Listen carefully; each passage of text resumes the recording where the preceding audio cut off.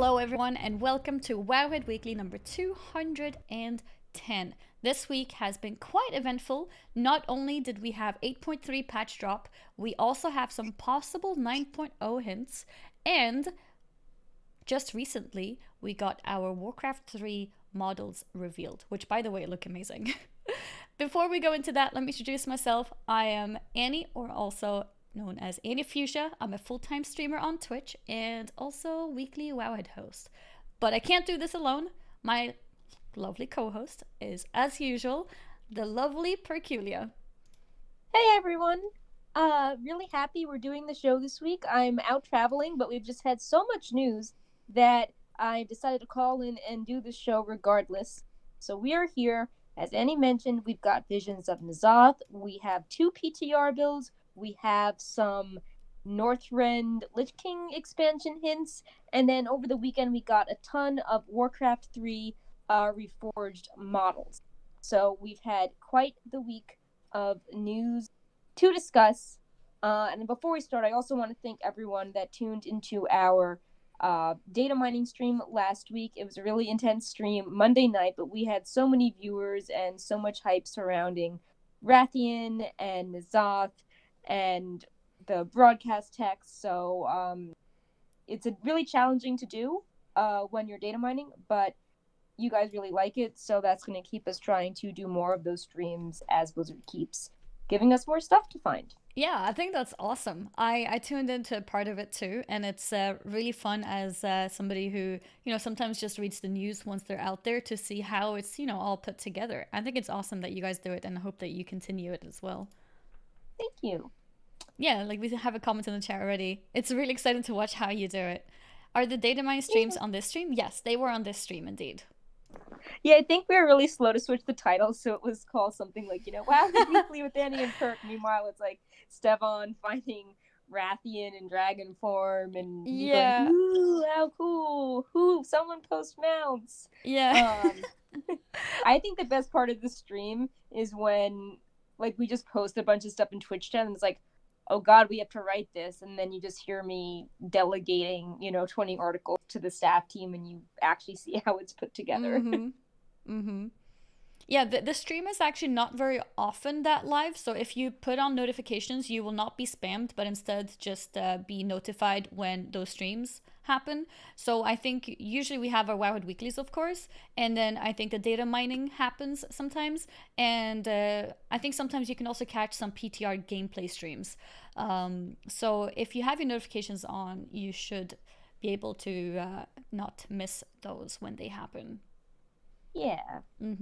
And if you happen to catch them and the title says Wowhead Weekly, feel free to poke Perky or me so we can change the title for the person streaming. Yeah. Because I noticed as well, I tuned in to see data mining, and I was like, wait, the title says Wowhead Weekly. So I quickly changed it. But yeah, no, it was fun to see though. It was very fun to see. Can definitely expect more of those then, since it seems to be pretty popular for people to watch. Yep. So before I dive in, I think there are a few new subs that we wanted to thank. If you want to do the honors, Annie, and then we'll talk about Warcraft 3. Sounds like a good plan. I'll read them out. We have Kiss Me Goodbye, OXXO at the end of the name. 2 months resub. Thank you very much for that. Thank you for supporting Wowhead. We also have Lincoln with his resub. Lincoln, thank you so much for subscribing for so long as well, supporting Wowhead and what Wowhead does. 21 months apparently. We also have Macken with the resub. Thank you very much, Macken. And Kara IC. Not sure how to pronounce that. I'll call you Kara. Kara with the 3 months. Thank you very much. And with that, yeah, we can now dive into the content. So what do we have? What's new? All right, so let's start off with the Warcraft 3 data mining, because I feel like that was a surprise that just kind of happened on Saturday when maybe people are off. I know it's a long weekend in the United States.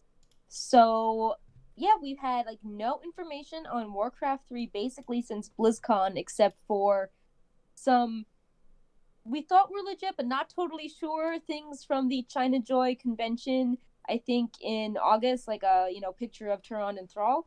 Mm-hmm. And the client became available for data mining, so we got this colossal, huge, gigantic amount of news. There's even more models coming, but we've got enough for the show to discuss. Yeah, yeah. There's tons of models. Right. So we want to show you guys some models, and I wanted to start off by also talking about some new player portraits. Because as Annie will be showing, we learned that when you purchase the Spoils of War edition, which is like the digital deluxe with goodies for all games, you will receive 4 exclusive Thrall Champion of the Horde, Daughter of the Sea Jaina, Fallen King Arthas, and Cenarius of the Emerald Nightmare, which is interesting because they are directly referencing the lore of Battle for Azeroth and other expansions. With Jaina has her BFA appearance, Yeah, I was thinking the Cenarius, same. Mm-hmm. Legion, so that's cool. Mm-hmm. Because of her hair being both blonde and white, that's also the Jaina we know now. Yeah. And there are tons of icons, and in our post, which is linked in the Wowhead Weekly Notes, we highlight how to get all of them, but we wanted to highlight a few ones that we thought were really special. There are female Death Knights and Demon Hunters, which is exciting as I believe in the original version, these were just male units, and the Demon Hunter is for winning 1,000 games in matchmaking as a Night Elf, and the Death Knight is 1,000 games in matchmaking as Undead. And another kind of tinfoil hat thing is the rewards you get when you play as a random character. There is a Tinker icon, a Firelord icon, and then the Pandoran Brewmaster icon. So I think Blizzard is having a little bit of fun here because the Warcraft 3 introduced the Pandoran Brewmaster, and I was like, oh, they'll never make it into WoW. And then, Pandoran Brewmaster is a thing. Mm-hmm. And there's been a lot of speculation about, Bolvar being the Fire Lord. And now there's a Fire Lord icon, and then there's speculation that we are getting a Tinker race, especially with Mechagon, and now the Mechanomes, and now Tinkers are an icon right next to the Brewmaster. So I feel those two icons are very ripe for speculation and possible WoW hints. What do you Mm-hmm. think of these? What are your favorite icons that stand out? Ooh, my favorite icons. I think these ones are really interesting because of the speculations and thoughts behind them. In terms of just favorite icon itself, I love just seeing the Jaina one with her new model that we looked at right before. Yeah. And so I think that's gonna have to be my favorite. And then I also noticed some other nice ones, like we saw the Sylvanas one too, for example. Let me Oh yeah, she looks cool. Yeah, that one looks really cool. There, right next to Jaina. And what else did we have? There were a lot of portraits here. A lot of Yes, portraits. there's like portraits for everything. Mm-hmm. Like, you complete a chapter on easy or normal, you get one. You complete the same chapter on hard, and you get another. Mm-hmm. There's Mm-hmm. matchmaking portraits. There's frozen campaign. Mm-hmm. So many things. Do you have a favorite? I think that I like the female demon hunter, Mm-hmm. as well, which we saw before. Uh, and I like the Tyrande one, even Yes. though her hair has, kind of been changing color over the years, and the art is more reflective of her WoW appearance than her original hair appearance. Mm-hmm. But I still think that she looks. And I also like Lady Vosh with especially now that we've had the visions of N'Zoth patch. Uh, Yeah. just seeing that her eyes are that old god pink and yellow mix, just adds more symbolism how they're tying all the decades of WoW storyline more Yeah. together. Uh-huh. Yeah, Um, those are the really cool ones. I yeah, just and there's showed the so many. Toronto The one art's are too. nice. Mm-hmm. Oh, I love Medivh, how you just have all of these super detailed pictures of heads, and then you just have this raven. Like, it's just this, like, goth bird with purple eyes being like, hello. Wait, where's Um, that one? if you go into Reign of Chaos campaign portraits, it's the fourth one on the second row. Oh, I see it. Wait, Yeah. let me quickly show that as well. I don't think I took note of this one. But yeah, like I said, like I've shown quite a few here, but there is even more. There we go. There it is. Yep. Yeah. The bird head. Yeah, but there's a lot of really cool ones. Yeah. Just scrolling So, through them. In case you guys want to check it out, I'll throw a link in the chat as well. yeah. And if you're catching up on this, you can always go to the Wowhead homepage where we also have the stream up and we have links to a lot of our Warcraft 3 coverage in the notes as well. Mm-hmm. I'm not sure if you're talking about the picture before, but if you are, that was Cenarius of the Emerald Nightmare. Which is a nice throwback to Legion, as he was a boss in the Emerald Nightmare raid. Mm-hmm. And as we've learned from Il'gynoth and Pat, the Emerald Dream is still under attack by the Void, so these themes are still present even in BFA. Yep. Yep. So we know you guys want to see the model. Stevan, in fact, just pinged me that he has a video of animations up. Oh, But really? why? Yeah, I mean, we could. I haven't watched the video yet because I've been doing the show. But Yeah. we could like play a few seconds if you want to see what's going on in it. But I added it to the notes. We can go through the actual notes first and then see if there's time for the video. All right. Yeah, let's do that then. All right. So first up, we have some Pandoran Brewmaster models. Thanks to Songzi for the images and allowing us to repost these. Mm-hmm. A lot of people love these. People are like, "Oh my god, I want these to be the new Pandaran heritage armor," because every race is going to get heritage armor, and I think over we've been half of them seeing do. that. Yeah. So I believe in the images we're showing, one is the Pandaran hero. The black one is Chen Stormstout's armor, and then some of the colored ones are the Storm, Earth, and Fire variants, and they're all amazing. Like I could see, they're really detailed. Blue maybe being the Alliance Pandaren heritage armor, and the red maybe being Horde. But they're all so good. Wait, currently heritage armor has. Oh, Because the Pandaren are yes, weird. of Like, course. The Yeah. I see what you mean now. even their turtle mounts are slightly different for the Alliance and Horde. Yeah, so, you're right. Right. Or maybe now that there's Unity, maybe they'll just have one color heritage armor.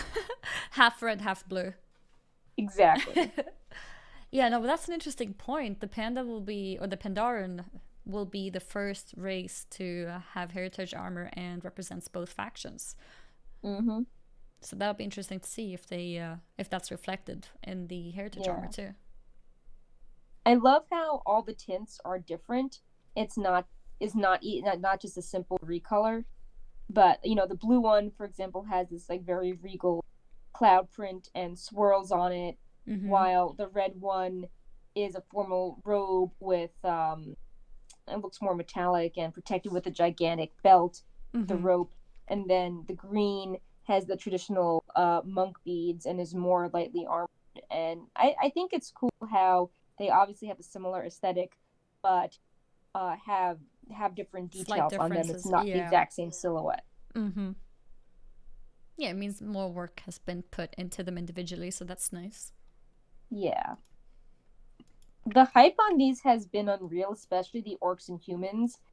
It was I feel like the hype on these was surrounding when the actual character races got updates in Warlords of Draenor.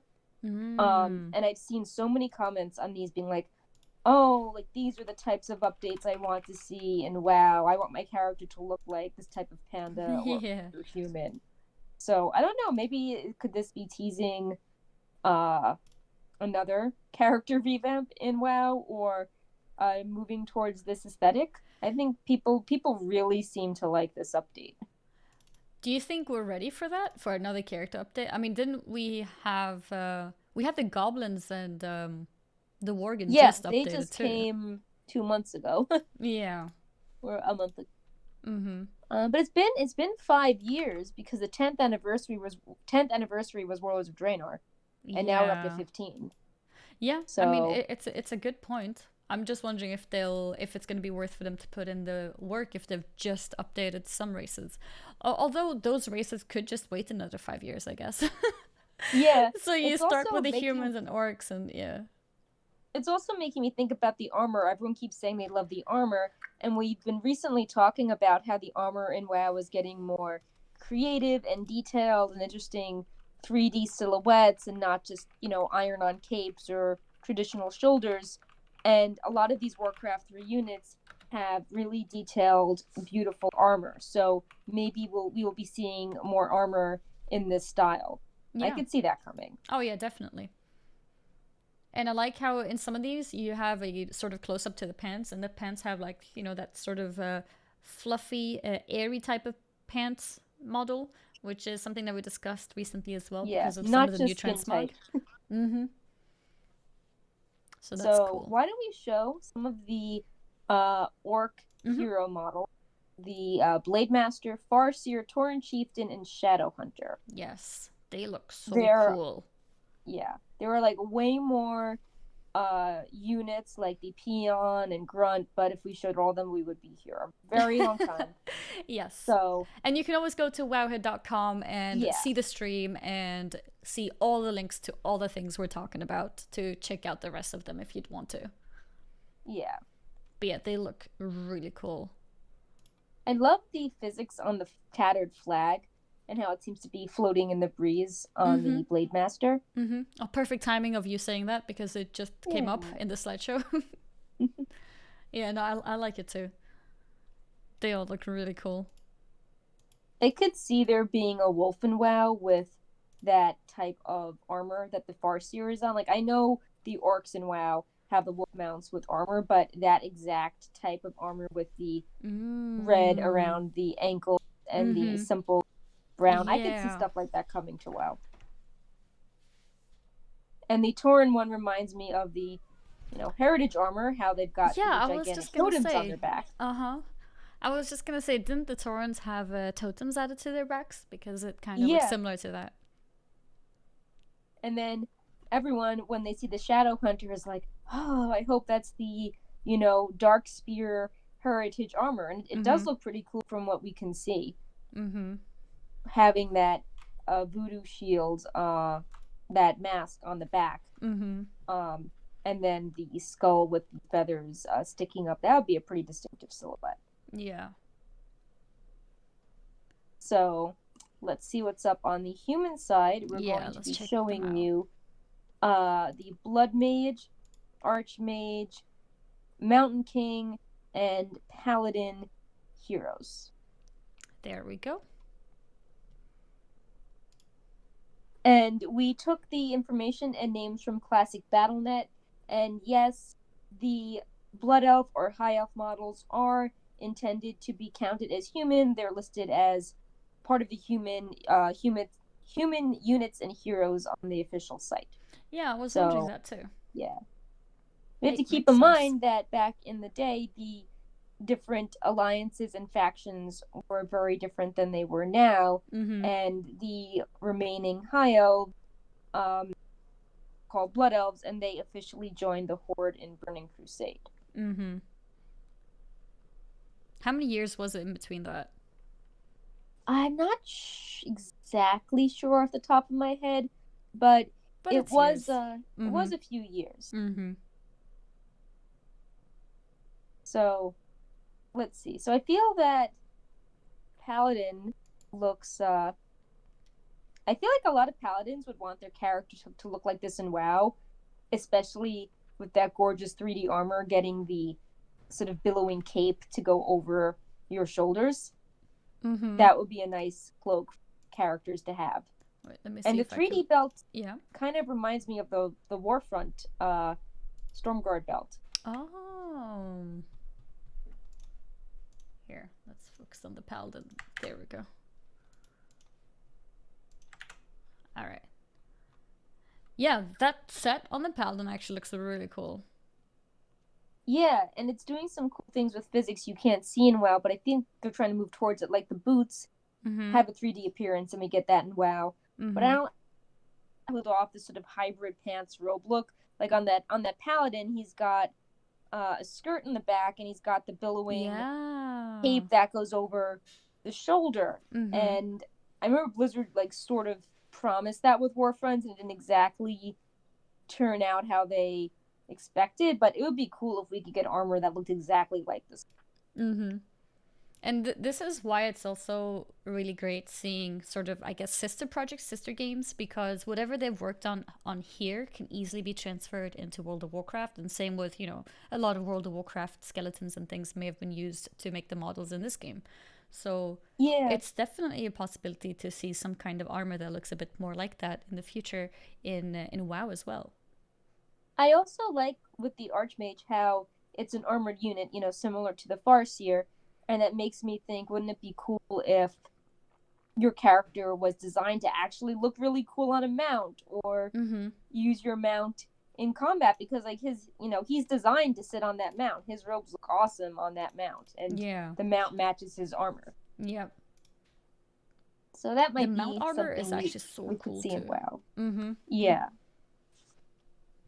So, as usual, more images in the linked post, Mm-hmm. including what the peasant looks like, and the high elf priest, and the sorceress Mm-hmm. kind of looks like a Diablo wizard, and the spellbreaker, which you may looks kind of similar to the blood elf heritage armor. Mm-hmm. Yeah, there's So tons of definitely models, so check feel out free the to full check them post. out. Yeah, We just try to pick a few to show you guys. yeah. We also have some named characters, some familiar faces from the Alliance and Horde. Mm-hmm. Now, Annie, I'm not sure if you just were highlighting a few, or if you were going to do like a slideshow, but I put let it me as know a and I can highlight, just. so you can talk about which Oh, one you okay. want. Mm-hmm. Right. Like the four that's on the list there. Okay. So first up, there's so many characters, named characters. Even Gul'dan, who's only there briefly, gets an updated model. Mm-hmm. But some I wanted to highlight where if you look at Antonidas, he's holding this weapon in his hand as he's on the horse, and Blizzard has great continuity, and that's what the weapon named after him looks like, that you can loot from Arthas. Mm-hmm. And the way the story goes, when it's just really neat continuity how, he was defeated, he had this weapon, and when we finally put Arthas' story to a close, Mm-hmm. there is his weapon again with a very similar model. Yeah. Another detail I liked is Arthas, obviously everyone knows the story, the fall of Arthas, and now his character model reflects his personality change. So you can see him holding his mace, golden hair, gleaming armor, beautiful flowing cloak. And then if you look at Arthas with Frostmourne, his hair is nearly white, and the cloak is ragged and tattered, and his armor looks dirty in parts, and it's all Oh. sort of turning more silvery. It's not gleaming gold, and Mm-hmm. that sort of gets across the like the corruption. He's sort of turning into the Lich King there. So That's such I a think that was a neat cool detail. detail. Yes. I didn't notice So that. That's really cool. Wait, let me get this one up there too. Because I put up the one with the Frostmourne, but I'd love to see the difference close up. yeah. Let's see. If you're There in we go. the, yeah. So yeah, this is the one with the mace and very golden looking. And then contrast with this one. That's so cool. That's so Yeah. cool. Even like you mentioned, like the cloak being all ragged and ripped apart, or parts of it being ripped. Yeah, I just appreciate their attention to detail so Mm-hmm. much, seeing all this art. Mm-hmm. A similar character is Grommash Hellscream.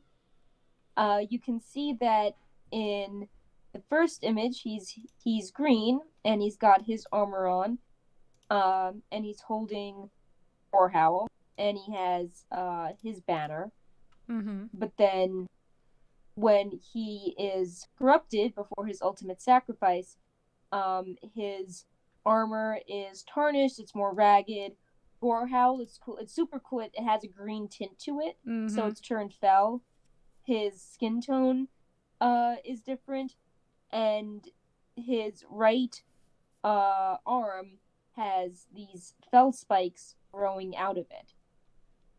So I think that's another neat thing Blizzard did in showing how a character has changed by Yeah, making definitely. subtle appearances to their armor, even Mm-hmm. something as simple as replacing, you know, the spikes on his armor by saying, okay, he's not wearing armor, but he's got these felt spikes now coming out of his arm. Mm-hmm. Yeah, I'm And just the going back last and one, forth with them. It's really interesting with the details of the flag being different too in them. yeah, Mm-hmm. and the last one I Mm-hmm. wanted to highlight was Sylvanas, who I believe this is her form for she is defeated, and you can see that they've made her look closer to her appearance in Warbringers, how she has the, you know, teal armor, and she has she has the hood on, Mm-hmm. and I don't believe this is the appearance when after she has been raised, but you can see that this does look similar to the flashbacks in Warbringer, as well as her alive Heroes of the Stormskins. Mm-hmm. So those were a few we wanted to highlight. There is a ton more in these posts. For example, we have Medivh, we we have Jaina. I know people have already shown Jaina at BlizzCon. We have Moradin in his avatar form when he's a stone and he's just sort of like glowing bright blue ice, which is uh one thing I thought was interesting was that when there was China Joy, people were posting pictures claiming they knew what Tyrande and Thrall were, and they seem Mm. legit, and we reported on them, but there was never any official, you know, China Joy post. Mm-hmm. And by seeing Thrall's finished model and some of the character art of Tyrande on the loading screens, we can confirm that that art was legitimate because it lines up with what we are seeing of Thrall. Ah. And Thrall looks amazing with Doomhammer. So yeah, I think he looks great, and he's on a matching Mm-hmm. horse wolf as well. I don't know why I said horse. Maybe I'm thinking of old Brad Foothills where Thrall was on the horse and comedic.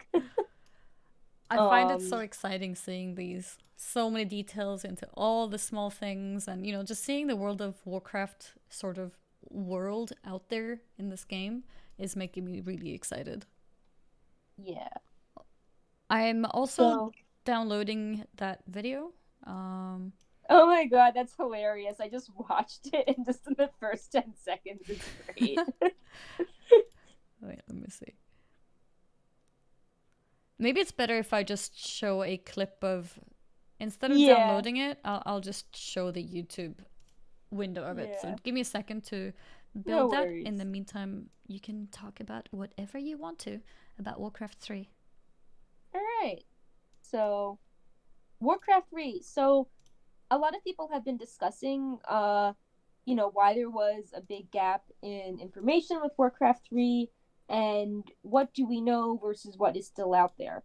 In our data mining, we think that a lot of the Night Elf and Undead data is more incomplete, which is why we've been focusing on a lot of human and orc, although there might be some other demonic creatures we can show. We still don't know when Warcraft 3 is coming, which leads to the question, why did people find this stuff now when BlizzCon is so soon? So we don't have a date for Warcraft 3, and we also don't have any beta testing schedule planned. So we think that Blizzard is going to reveal that information at BlizzCon, and maybe it will be like, oh, beta be imminent and launch will be next month. I mean, it has to be. They said it was launching this year.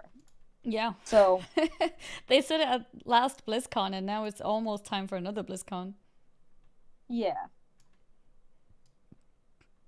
I find that quite funny. Yeah. But yeah, I'm are we showing the good? video with no sound, Yeah. but just so people can see animations. Yeah. Just watching the peasant fall over is, I don't know, just there's something really funny about it. But that was at the beginning, right? Yeah, well, they keep falling over with every animation.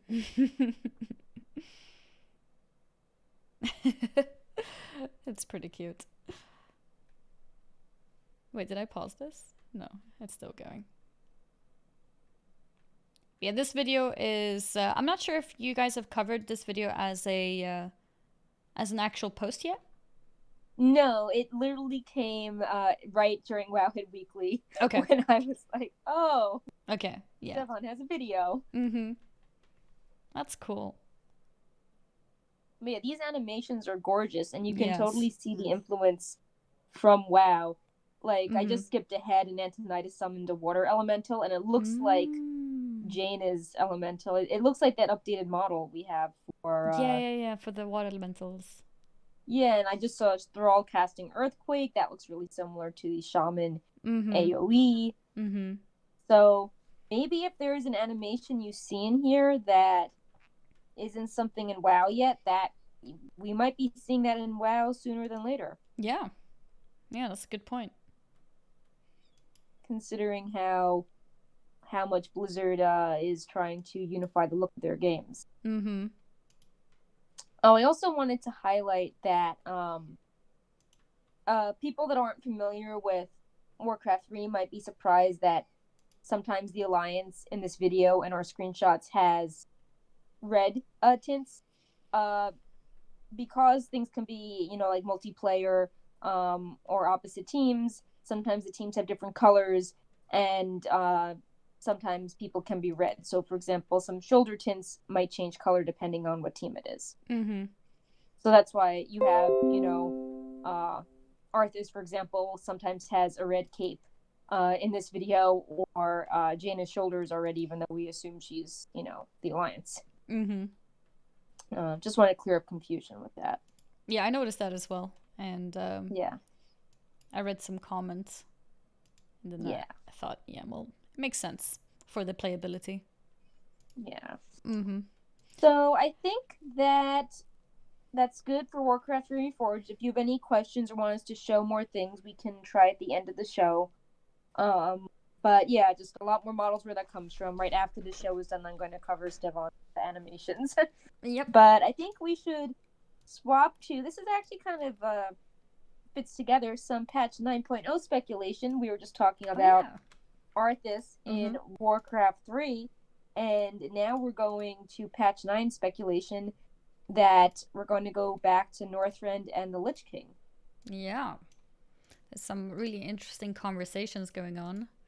And also some art for us to see. Right. So should we start both of the things, yeah. both of the things we found appeared on Thursday night. Mm-hmm. And I think we should start with the dialogue first, because that's like pretty close to being confirmed is going to be in the game. Yeah. So this is not speculation. This conversation will happen. We should probably put spoiler tag or? Yeah. Even I mean it's a pretty dull conversation, but it's in the future, might as well put spoilers. Mm-hmm. So let's get the spoiler tag up. So when we stop talking about things that are technically in the future, we will remove that little tag there. But for now, it's up, so people are ready. It's gonna copy this here onto the other scene as well. There we go. Yeah. Okay. So this dialogue is data mine broadcast text, appears to be between Anduin and Jaina, and takes place after N'Zoth is defeated. Anduin, they start talking about how Sylvanas, and then Oh, it you cut out there transitions. a bit. Oh, can you hear me? Yes. Oh, so we start off by talking about Sylvanas is still out there, which is foreshadowing that Anduin's worried. Usually, when he's worried, it's legitimate. So her being out there is an issue. And then it transitions into Talia, the daughter of Bolvar, showing up to want to learn more about her father. Now, if you remember, back in early battle for Azeroth, Talia and Anduin had an exchange where he basically said, when the war is over, come to Stormwind as my guest, and I will tell you more about your father. But Mm-hmm. Anduin doesn't want to tell her that her father became the Lich King. And it just sort of ends at this impasse where Jaina thinks that he should tell her the true identity, and Anduin doesn't want to break the vow of secrecy that was passed down from Tyrion Forthring. Yeah. So I think that's a pretty clear indicator that if they're going to, instead of talking about beating N'Zoth, their post-victory talk is about where is Sylvanas and, oh, I hope she doesn't learn who her father is. That, Mm-hmm. yeah, she interact. The truth will come out there somewhere, and I bet Sylvanas is tied to that with her goals of mastering death. Mm-hmm. So we had this conversation. And I think that could be good speculation fodder if it was just by itself. Why are they talking about the Lich King after an Old God expansion? But also that day, we data mined a bunch of Death Knight textures for Pandaren and allied races, and those races currently cannot be Death Knights. Yep.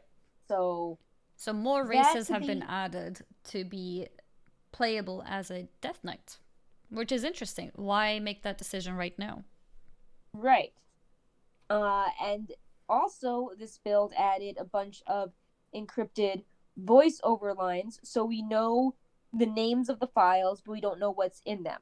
Mm-hmm. And we have 5 voiceover lines from High Lord Darian Mograine, and 3 voiceover lines from Bolvar the Lich King. So that So, means we're going to be hearing Bolvar yes, very soon. Bolvar has something He's got very something to important to say. say Yeah. that they don't want us to they don't want him to say it quite yet. Okay. So some encrypted conversations or voice lines rather from Bolvar. Right. And that happens So, at the same time as they're considering telling Talia about her father. And at the yes. same time as Death Knights being introduced to more races. Yeah. So what does this So mean? that is a lot of death. Yes, that is a lot of death. Oh, and Sylvanas too. That's another death. Right. Yep. So this could be an interesting way to make more races Death Knights and update the Death Knight starting zone, because it doesn't make sense that if the Death Knights were created, leading up to Wrath of the Lich King, it doesn't make sense to suddenly say, oh, look, there's a Nightborn Death Knight, because it doesn't fit the starting zone. But if the starting zone was updated, then it could Mm. allow for more races to be added in the future without having continuity errors. Mm-hmm. So And which you have allied to. races are confirmed now for Death Knights? Or in these Oh, they textures, added that the is. textures Mm-hmm. for every possible NPC. Okay. So, like in the post, we have dozens of combinations. Like we even have Lightforged Draenei Death Knight Oh, textures. wow. Okay. Yeah. Yeah. So basically, anything that is an allied race now has some art assets with it. Mm. All Uh, right. we also can't forget, though, that Vol'jin was in the Shadowlands trying to learn more about, brought him back from the afterlife, and empowered him. And at one point, he was talking to Bwonsambi as well as the Lich King, and they all said that none of them like Agree with Sylvanas. Sylvanas. Yes, I remember. I remember. None of them were And on the that, same side as her. right, and that Iceground is a gateway between Azeroth and the Shadowlands. And we just learned that in 8.3, N'Zoth is trying to tear the veil that separates the reality from the Shadowlands as well, I believe. So Mm-hmm. it's interesting that Iceground is a portal between these different realms, and we appear to be going there. Mm-hmm. So it could be that this will bring back Vol'jin's story into the fold. Sylvanas maybe wants to master death and take over, the Lich King's throne and have everything on Azeroth be dead that she can just sort of control and have everything be numb and under her control, and Mm-hmm. it's miserable, but it's not going to be, she's not going to feel pain when she hopes and believes in something and it falls apart on her. Yeah. And isn't it Because I think still? we were Yeah. discussing Go this with ahead. 825. We're Mm-hmm. like, what is her goal? Like, does she Yeah. just want Azeroth and everything to be dead? Because she's not totally siding with the old gods. She wants them to serve death as well. Mm-hmm. So it's like, the old gods want to corrupt everything, and maybe she just wants to control everything on her terms and have a world without and life, because Mm-hmm. that way at least she won't be surprised and have things get worse for her. It will just be miserable, but on her terms. Mm-hmm. And So, speaking of Vol'jin, isn't it still a little bit of a question mark why he decided that Sylvanas should be the next war chief? oh, that's definitely, he does not know what possessed him to appoint her, Yeah. and he doesn't know why he was brought back from the afterlife in this empowered. Mm-hmm. So that's still an And interesting Talanji, question. What right? forces that? Yeah, and Talanji has been conspicuously absent from the 825 rebellion, and also in Mm. Orgrimmar. Like, so many leaders, even the new allied race leaders, have had things to say about the death of Sourfang or Sylvanas, but Talanji hasn't said anything. Oh, okay. And you have to wonder that Talanji, like, the Horde seems very into this idea of working together and learning from the actions of Sylvanas. Mm-hmm. And even the people that sided with Sylvanas, like the Macro Orcs, are trying to rethink and be open. But, Talanji experienced the Alliance invading her city and killing Killing her her dad. father. Yeah. So it's very interesting that we don't know her opinion. Similar to Tyrande, who, as we've learned Yeah. this, and will come in today's show, Yeah. when we finally hear her, she is not too happy with things. So, Yeah, that's a uh, very good point. We do see Tyrande being upset because of, her side of the whole Alliance versus Horde thing. So Talanji's father being a boss of the main raid is definitely a big deal. So we would want to hear what she has to say about this new sort of peace that they're trying to reach between the two factions. yeah.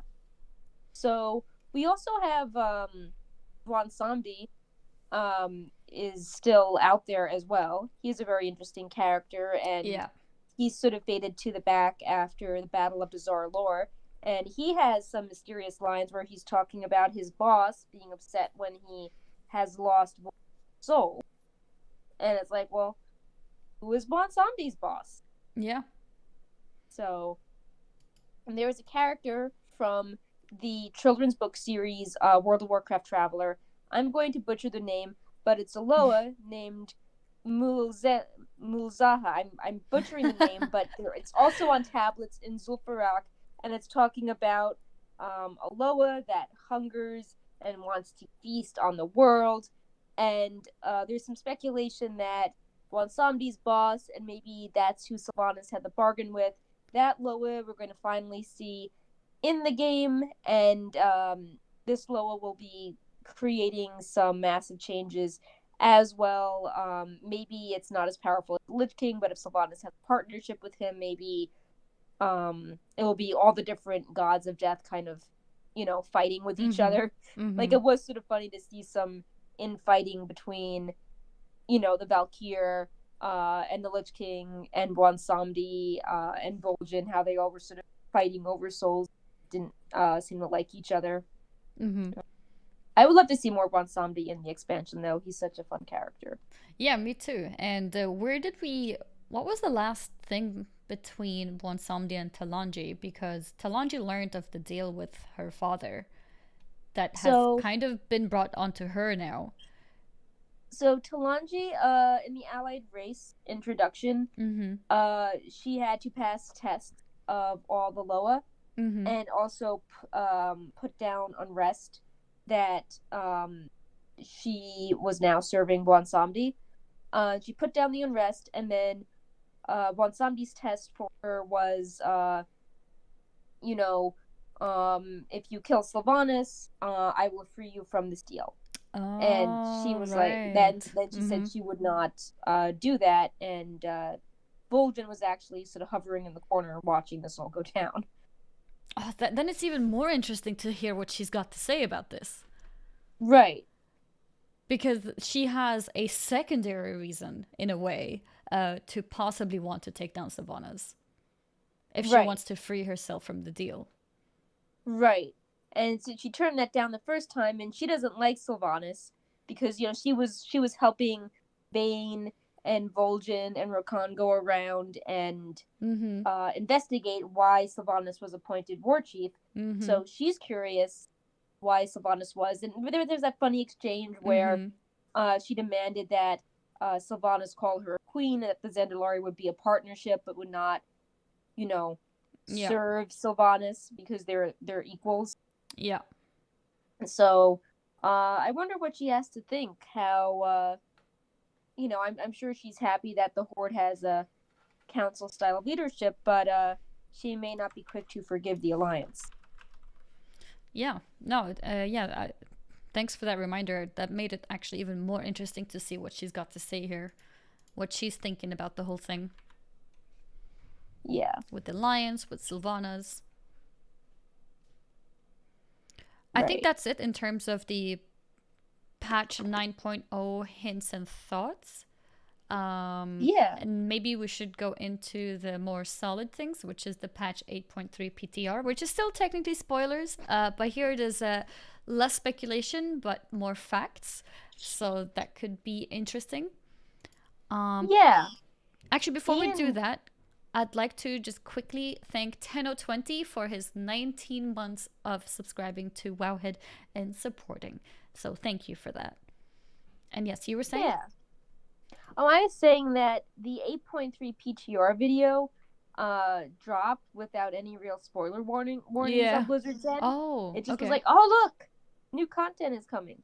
So Oh, I that's a think this good stuff point. is Yeah. safe not to tag a spoiler, although we'll be discussing some Yeah. lore later on. We'll put it up, but I think I think the patch is fine. Yeah, I was just gonna say, I think we can put it up for the lore, but for all the other new features, we can have no spoilers. Yeah. I think that's a good idea. Yep. So yeah, patch 8.3 PTR dropped a lot sooner than most of us expected.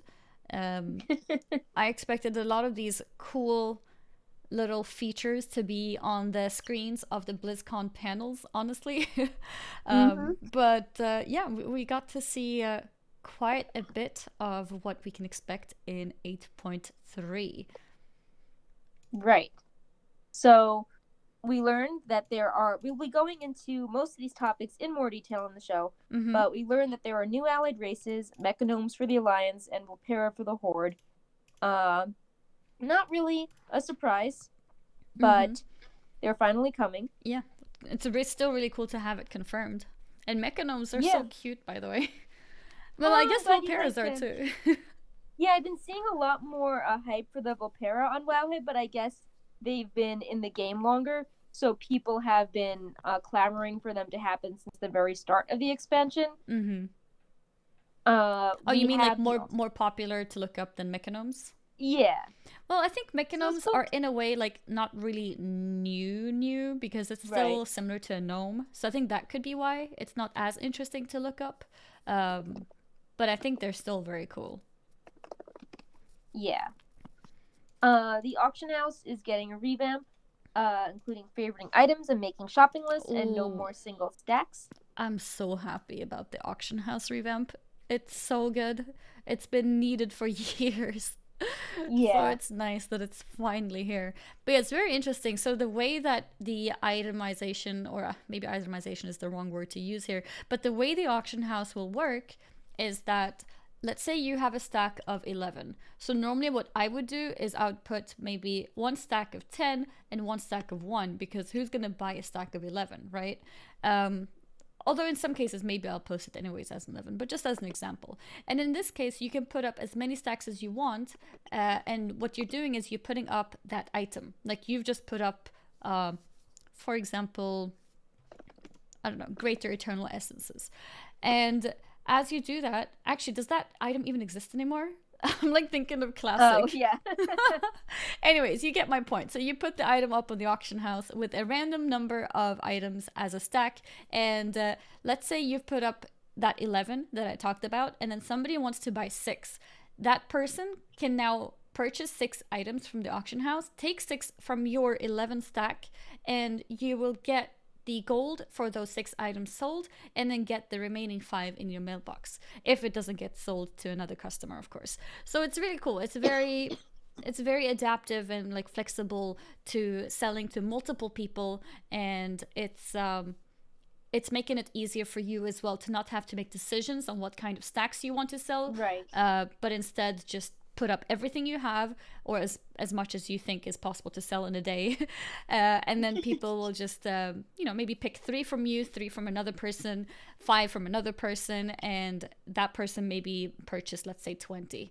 So it's really cool. It's very very nice that they put it together like that. Going back to the allied races, we've got heritage armor. We were Yes. talking about this with the Warcraft 3 section. Worgen and Goblin are, not allied races, but they are getting their heritage armor as they got a revamp in 8.2.5, and the Worgen will have top hats, so that's cute. Mm-hmm. That's really cute. Um, Finally, top hats. and all of these are in the model viewer as well, so you can start dressing up your characters on Wowhead and seeing what they look like. We Mm-hmm. also learned again lot more in this on the show. We'll be covering in a few. Nyalotha is a 12 boss raid with Nizath as the final boss. Uh, we might put up a spoiler tag when we get into the bosses that are there, but Yeah. it's a very pretty zone, reminding me of Warbringers, Ashara, and the items have crazy names, and it seems that there will be some interesting twists in the raid. So cover this in maybe like 5 minutes. Mm-hmm. Uh, One thing we can talk a little bit more about this here because I don't think it's later in the notes. The Mage Tower esque challenges are kind of coming back with the horrific visions. They Oh are, well, yeah. sort of coming back. I Sort think of. I still like the Mage Tower better because, Yeah. I yeah, feel like comparing this to Mage Tower felt a little bit like not an insult to Mage Tower, but a very generous comparison because it's not like it. Although it is cool on its own, but I don't really see it as a similar thing because for me, the Mage Tower is that personal experience. And in this horrific vision, you have the option of running it solo too, but you can run it with up to five people. yeah, like that really changes things. You Yeah, can it's like have a it's not tank Mage or a Tower healer. anymore. Yeah. So for those that don't know, basically there are alternate visions of Orgrimmar and Stormwind as to what would occur should N'Zoth be successful and undefeated, and it involves Thrall giving into the despair, and Ilaria being a lieutenant of N'Zoth and basically taking over Stormwind and commanding troops, which was one of her um, nightmare visions. How she can. Oh, is Perk gone? Okay, I believe Perk is gone for now. We'll give her a moment to come back. Is stream still live? You guys can still hear me, correct?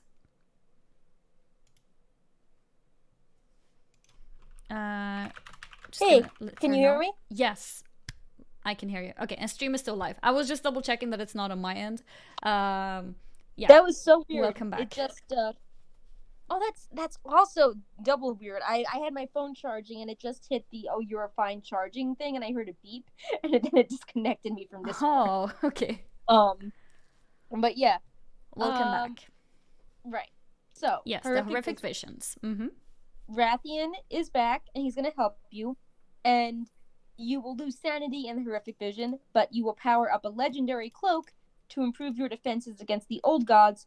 You can do better at the horrific vision, and this also has some mechanical benefits when you go into the raid and fight N'Zoth.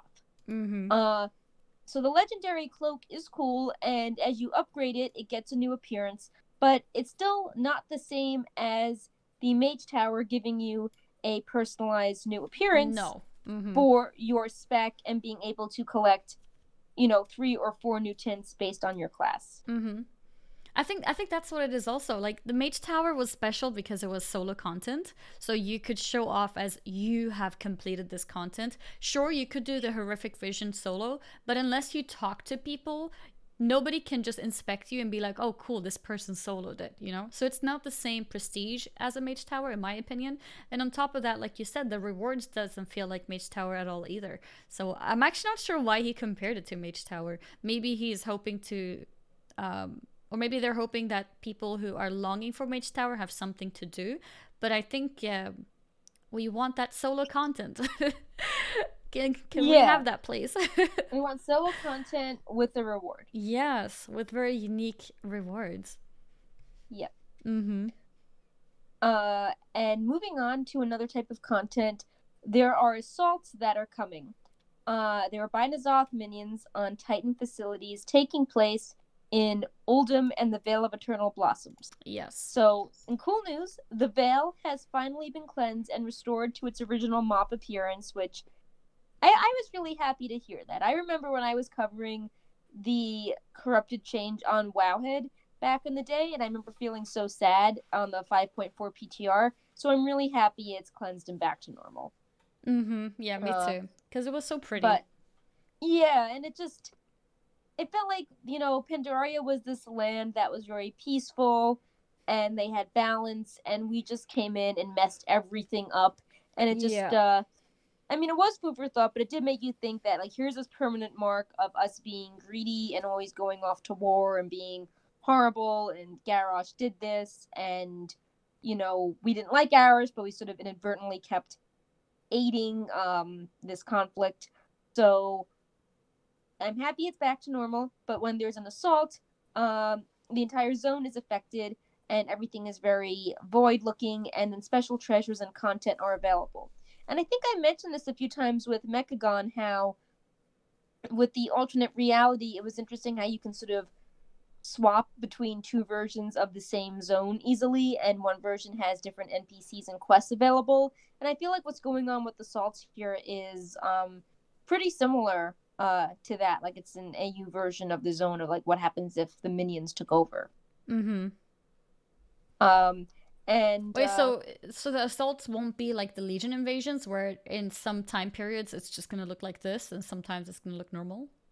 oh yeah, well, sometimes it will, like, you don't have a choice. It will just turn purpley and weird. Okay. Mm-hmm. Uh, and it's interesting when you compare this to something like 6.2, which was Tenon Jungle, or 7.3, which had Argus, and you realize that Blizzard does not have a separate zone. It looks like for patch 8.3, it's just the purple tinted versions of the current zones. Mm-hmm. So it makes sense that, Stormwind is corrupted, Orgrimmar is corrupted, Oldham, Vale of Eternal Blossoms, but maybe it's also a clever way to also save on some art Resources. and developer time, so they can create the cool new zones for the next expansion. And it thematically does make sense that if, that the thing is like, N'Zoth is around you, who's the Eye of N'Zoth, you Mm-hmm. know, it is reality how things are. It does make sense that the actual world around us would be seeing these changes as opposed to going to some, fantastical place. Yeah, yeah, I see what you mean. I think it could definitely be a. Obviously, they have a story to back it up, but it could also be somewhat of a convenience choice to Yeah, make it like that. And yeah, Oldham coming back with this is also interesting because the Recruit a Friend was very Oldham inspired as well. yeah. And that in turn was inspired by Hearthstone Saviors of Oldham, where Mm-hmm. they were investigating a different set of threats in Oldham. Mm-hmm. Uh, so I guess they're really trying to put Oldham back on the map and have people pay attention to that zone. Mm-hmm. And Do you think that could be also, something for future expansion? Oldham I becomes more think important so. again? Be- yeah, because you have things like the halls of origination there. I believe the raid entrance is there, and there was a lot of untapped lore. I feel Mm-hmm. that they could look into there. So I think that Mm. Oldham Mm-hmm. will be playing a larger role again, especially if we go into 9.0 Northrend again, because then, what's in Northrend? Well, Algalon was in Northrend, and then we get Yeah. more Titans there. Again, Uldum was there. So I feel Mm-hmm. that they're trying to put Uldum back on the map. Mm-hmm. Yeah, it definitely feels like that. So this Oh, thing, well, the next part was funny, and yeah. maybe this is going to get people to like N'Zoth. So with all the assaults on the Titan facilities, the Titan Forge system may be replaced by something new. So the very much tentative, but I'm curious to see what it would be. Yeah, what does this mean? Like, I've seen some interesting items on the PTR where they have a positive benefit and then there's a drawback if you okay. use it correctly. Like I've seen some items where it has a lot of stats, but when you dip below 25% health, you AoE taunt everything. So, Oh, okay. but maybe that's okay if you're coordinating with the healer. Like, maybe that's not the end of the world. So it's maybe they're just items that have different procs on them, but very tentative. No one exactly knows what's going Hmm. on with that, but they're saying that they can play with the lore of Titan forging, and if the Titans are under attack, maybe the Titan forge system should be as well. Oh, Or that's maybe interesting. they're learning from classic how Yeah, people that we don't it's want really Titan Forged. satisfying Yeah, to it's. finish your Mm-hmm. best in slot. It is. It really is. And some people get concerned, like, well, but then you have no reason to run the raids again. Well, normally it takes time to get every single piece. So you will probably still raid for a while. And honestly, I wouldn't mind if they would even cut down the amount of loot per raid per week to help that. If that's something that could be interesting. Because I think striving for a best in slot is one of the most, I don't know, one of the most fun things with raiding. Like, not just for yourself but also seeing others being able to grab all those pieces. But now Yeah, it's like you it's you get a trinket which is very good, but it's like, oh, but it didn't titan forge, it didn't get a socket. Oh, it did titan forge but not high enough. So you're never happy with what you have. right. I would also say that it's really fun putting together sets. Like you have a shopping list and you pick what works for your specific build, and you don't have that sort of Titan Forge. You're just like, oh, whatever's the highest item level. But with best in slot, you could be like, oh, these four items are very similar, but if I respec into this Mm-hmm. build and put like one more point here into like a weapon specialization, then this item becomes so much better. Mm-hmm. And you sort of lose that at this point where you either have to like sim every option because nothing makes sense, Mm-hmm. or you just go for whatever's highest and you don't care what the name of the item is. You just are looking Yeah. for that nice proc. Yeah. And it's interesting you mentioned that there were some items with some interesting effects, like, dropping below a certain percentage, for example. Because that makes me think of the items that we saw in the mini raid. I forgot what it's called now. With Unat, the two bosses. Yeah, yeah. What's the name of the raid? Uh, I forgot. um, Anyways, Oh, the Crucible of Storms. Crucible Story. Yeah, that's it. Yeah. I um, wanted to say Trial of Valor because I couldn't. I or thought is it it was based Pinnacle? on that. But I'm like, no, no, it was not there. All right. Yeah. Okay. Crucible Storms. Because there were a lot of very interesting items in there where it felt like they were playing around with certain effects. Because you were talking about that too. That there's, you know, kind of surprising effects on simple things like wrists and legs and whatnot. So maybe that's going to be their new idea of having random effects be put onto gear rather than um, rather than putting the stats being higher. It's like, oh, now your piece of item has this effect on it. Maybe. Yeah. I guess we'll see. So I'm very, very, very curious because I'm one of the people who never liked the Titan Forge system. I stopped, or I became less interested ever since Warforging, ever since ever since Warforging became a common thing, and especially with Titan Forging, it's made me lose interest a lot. I remember the last time that I had best in slot gear, and that was towards the end of Dragon Soul, and I still remember that as a dear memory. And feeling like I'm never best in slot now is sad. I don't like it. It makes me yeah, and the not items care are more about mythic interesting. rating. The items are more interesting too. So you know, in Cataclysm, you could say, "Oh, I want this item that has this like interesting stat and this combination of stats." But now it's just like, "Oh, well, um, you know, I just sim and I just take the combination it recommends based on, you know, what essences I have." It's less, it's just sort of all jumbled together. Like I Mm-hmm. remember in Wrath, I was really excited to have to reach different armor penetration caps, or to get a certain trinket that Mm-hmm. worked well for my stat setup as melee. And that isn't, you know, that isn't really a thing now. It's just like, oh, well, you know, this has like 500 crit and mastery. Let me put into raid bots and see what it says does a little more DPS. So Mm-hmm. it's very different now. Yeah. Hopefully things will change. We'll see. Yeah, I really hope Oh, so. And hopefully the hype for Classic is making them also realize how interesting and how fun it is to, grind those best in slot pieces. Like I've seen countless people go into BRD and Scholomans and all sorts of places just for their best in slot items.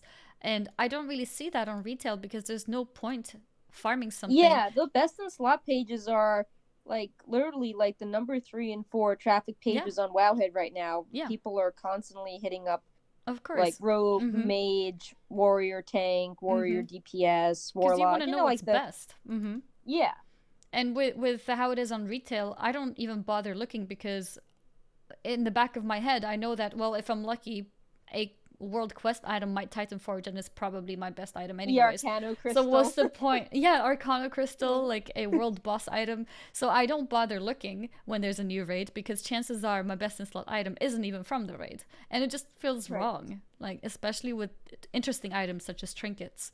Because I feel that trinkets and rings and like neck pieces are often kind of like the off pieces that are very interesting in terms of which ones are the best. Yeah, especially trinkets. Yes, especially trinkets because sometimes they make you play differently, with a use effect or no use effect, and not having a sense of, oh, let me go get my best in slot.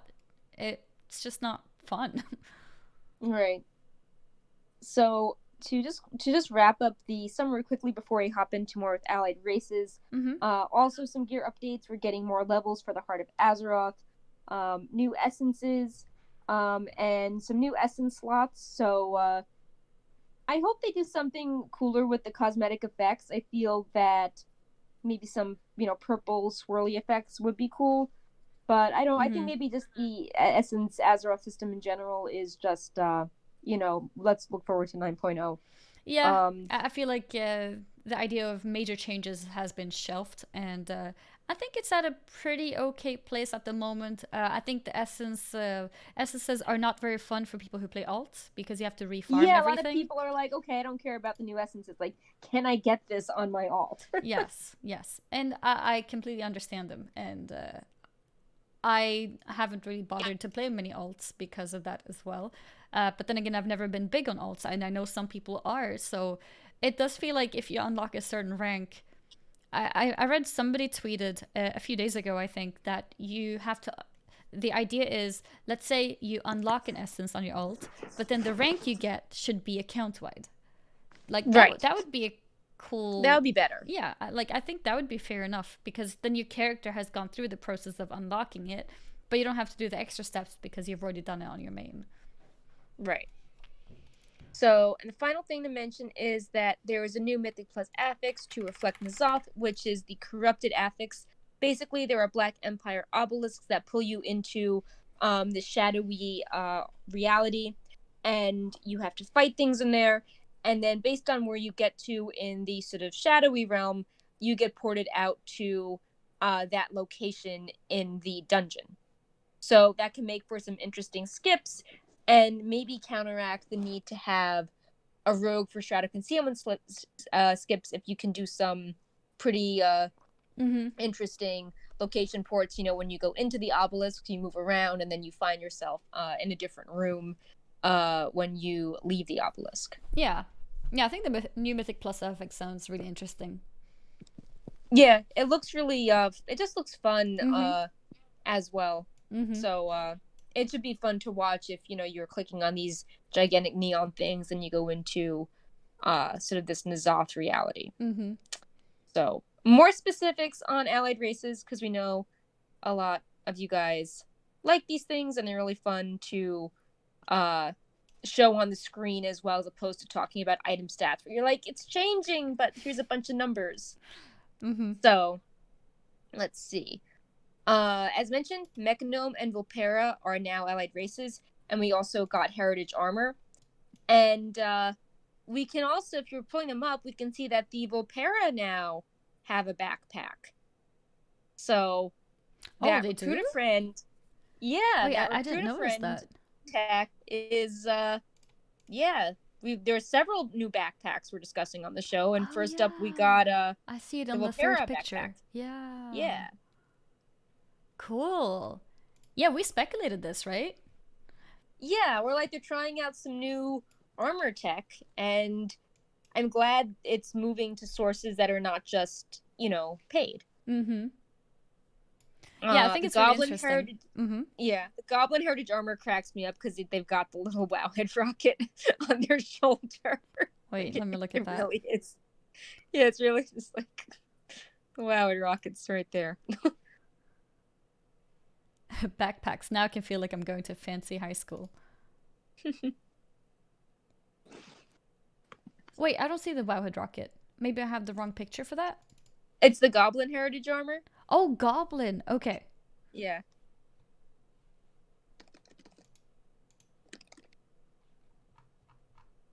Oh, yeah, I see it. I see it. I see it. So he's got the one on his shoulder, and then he's got Yeah. thing at his waist. Little Wowheads. That's actually funny. Yeah. Representing Wowhead right there. And then the Worgen is interesting because it comes with a skirt and a pants option, similar to the Blood Elf Heritage armor. So you get to a note choose. about the Goblin: the goggles can be on top of your head, and there's a version where they're on over your eyes. So that's neat as well for different, you know, appearances. And then the Mechanomes, it's interesting because, you know, their arms and their legs are metallic. You don't really see armor there, but they have a very sort of almost looks like a beetle, like a very protective gold and silver covering on them, with the guy's mustache sticking out. So those are the new heritage armor sets we have. That's actually true. It looks a little bit like the beetle with a cloak. Yeah. Yeah. And as to how you get these races and their classes, you unlock the Vulpera by reaching Exalted with Voldunai, and you complete the Volden storylines. And then the Vulpera, well, they can be a lot of classes. The ones they can't be are... They can be 8 classes. So a Vulpera cannot be Druids, Death Knights, and Demon Hunters. Wait, and why can't they be jerks? I don't know. I mean, I guess they're in the desert. They're not very... Nature stuff happens there.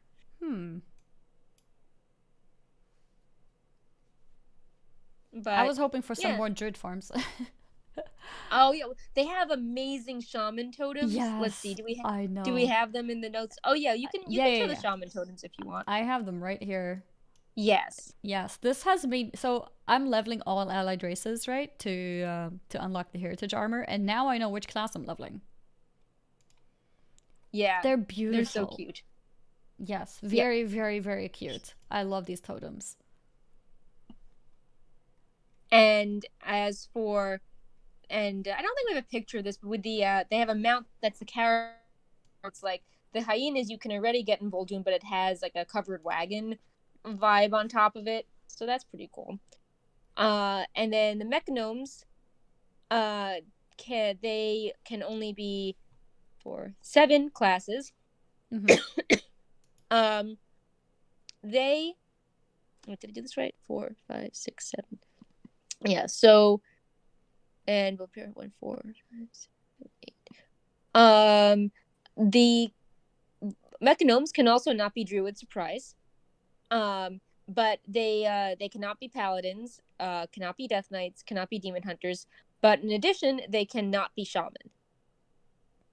So you're not gonna Mm. have any funny looking mechanical totems. Although I think Aw. that'd be awesome. Yeah, that would be awesome. Yeah. Especially because right now, like, there's not that many races that can be shaman. Uh, not super. I mean, a druid is more uncommon than shaman. Yes. But yeah, shaman are pretty. There aren't too many of them, and I feel like out of the allied races, more of the allied races are horde because I distinctly remember that the high mountain, uh, Tauren have the distinctive totems. Mm-hmm. The Zandalari have the totems. Like I guess there's a Kultiris and Dark Iron for the Alliance as well. That do have interesting totems.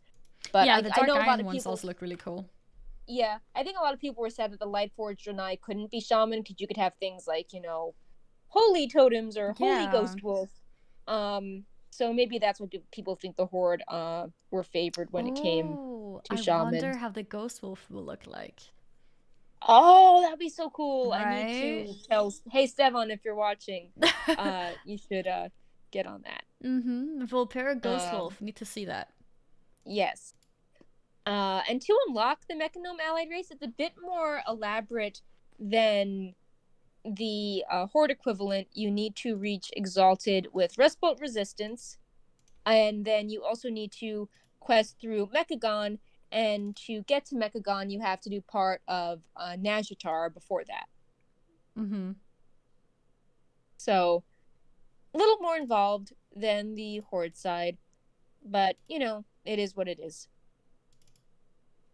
We should also highlight the racials briefly. Yes. I know everyone's favorite topic. Mm-hmm. Um, which one stood out to you? I think that from the Volpera, Mm-hmm. um, the rummaging in your bag and being able to summon different types of tricks was pretty interesting. Yeah, that was interesting. The Um, I found it funny that mechanomes can now be if I understood it correctly, that they can now be counted as basically a fireplace. Like you can cook yeah, on top of mechanomes. Um, and I think it counts as an anvil too, if I remember correctly. And in terms of playability and PvP, especially, I think Mechanome is very interesting, having the racial that sounds quite strong. With a 1.5 minute cooldown, you get 20% HP if you hit below a certain amount. I forgot how much it was. yeah, the Mechanome that makes you as a cooking anvil or mining forge or blacksmithing Oh, yeah. anvil. That and your limbs include every profession tool. That was the one. Yep, So that's yeah, it. you can be cooking fire. Mm-hmm. Um, and it's also interesting. It looks really cool. The one where you are the hyper organic light originator. Mm-hmm. You summon duplicates to distract your foes, and they look like Oh. you, but just spectral. Oh. Wait, Mechanomes do that? Yeah, and the Oh. names are really funny. Like rearm is the heal you were talking about. Yeah. And then when it's on cooldown, you have the reattach debuff. Like Oh. like they glued you back together. Yeah. And the Mechanomes also seem to have a primary stat buff at all times in combat. So that's interesting too. Yeah. So those are the racials. Of course, the details are subject to change. If you remember the Zandalari trolls, we saw regeneration change multiple times on the PTR. Yep. So, on a less technical note, we've got the allied race jokes and flirts. I don't know if you wanted to play some of them or just show a few of them on the screen, but they're pretty funny. Yeah, they are. I have we could maybe listen to maybe Mechanome female. Okay. And then we could listen to Vulpera, either female or male. All right. So one of the two. Let's see. Here we go. No one has more junk in their trunk than me. Just had a new oscillator installed. Care to take it for a spin? You sure you're geared enough? Perhaps I should inspect your equipment. Don't worry about wear and tear. I always keep some spare parts around. Is it hot in here? Or am I running low on coolant? I hope you've got a wrench handy, because I'm in need of a tune-up. I used to be a 10, but then I upgraded to an 11. I like to make jokes about the elements, but only periodically. What do you call it when two robots get into a fight? Assault and battery. A lot of people say binary jokes aren't funny. But wait until you hear my bit. Hey, are you wearing a wire? They're all the rage right now. Any chance you could lend me a hand? Mine's in the shop. When an Alliance soldier yells, "To arms!"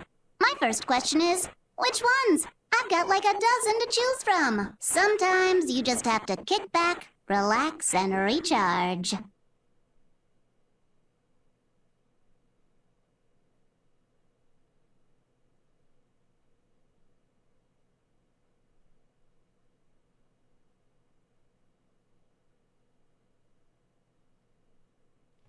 Oh, I think that was it.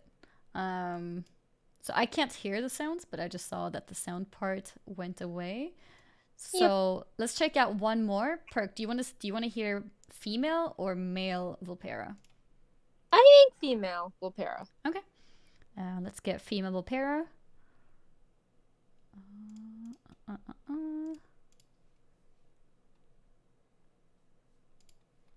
Here we go. Do you have something to tell me? Go ahead. I'm all ears. I'm drawing a line in the sand. Oh, I'm not mad. That's just what we did for fun back in Vol'dun. To survive in the dunes, you sometimes have to scavenge supplies. From other people. After you incapacitate them. Sure, Mira's song about Dolly and Dot was catchy. But that doesn't mean all Vulpera should be expected to write a jingle for our alpacas. I want you to know I cherish your friendship. But if you die on me, I'm taking your stuff. Never trust a Sethrak merchant. Bunch of snake oil peddlers, if you ask me. What's a Vulpera's favorite dance? The foxtrot. You can visit my oasis anytime. Are you fixin' for a vixen? Everything has its use. I could think of a couple for you. You drive me crazy. Crazy like a fox. I'm sure you think, "Hey, Foxy," is a clever pickup line. But trust me, I've heard it 1,000,000 times. The worst part about sand? It gets everywhere. And I mean everywhere. It's lonely chasing my own tail. How about I chase yours instead? Live to fight another day! Don't die out here! Retreat! Fall back! Okay, this time I followed the sound so I can see that the video actually ended right there. Yeah, Awesome. these are really cute. Like this female Vulpera one, it's lonely chasing my own tail. How about I chase yours instead? Yeah. Yeah, no, there's male parts too. I mean, do we just listen to them all? It's up to you. What do you think, Perk? Why don't we listen to them all? The male Mechanome has one that I think is really interesting. Okay. Because it says, "Why, yes, I do have a vibrate setting. Why does everyone keep asking?" And that's a direct reference to the Draenei, which is asking if gnomes have a vibrate setting. So I think that's funny. Oh, okay. All right. Let's listen to male Mechanomes then. Electric sheep? No, I dream of explosive sheep. I'll have you know my favorite type of music is not heavy metal. It's industrial. Sometimes I just feel like a cog in the machine. You know, it takes nerves of steel to be a mechanome. Though recently we've switched to titanium. Why, yes, I do have a vibrate setting. Why does everyone keep asking? Being a mechanome is great, but have you ever met a meganome? They're huge! At least 4 feet tall. I'm here now, but I used to be mecha gone. Have you been magnetized? Because I am so attracted to you right now. Care to see if our components are compatible? My eyes light up every time I see you. Come to think of it, I can't seem to turn them off, which is mildly inconvenient. Initiating flirtation protocol. Don't go breaking my heart! Its warranty just expired. You really accelerate my circulation system. Just so you know, I am fully customizable. I actually really like these. I feel like almost every single one of the flirts are funny. Yeah. For the male mechanome one. Alright, last but not least, Vulpera male. Sorry for staring, but I can't help vulpeering at you. I'll be the fox. You be the hound. Come a little closer. I'll tell you what the fox says. I could wander the desert with you all night. We'd freeze to death, but it would be worth it. Have you come to trade? Or did you have something else in mind? I've always got a seat on my wagon for you. You're so hot I'm frothing at the mouth. Or is that rabies? Vulpera generally tell the truth, though we do enjoy the occasional tall tale. What's the best part about joining the Horde? We finally get revenge on Gilneas for all those fox hunts. I'm gonna paint my wagon. Gonna paint it good. Never loan gold to a troll named Akunda.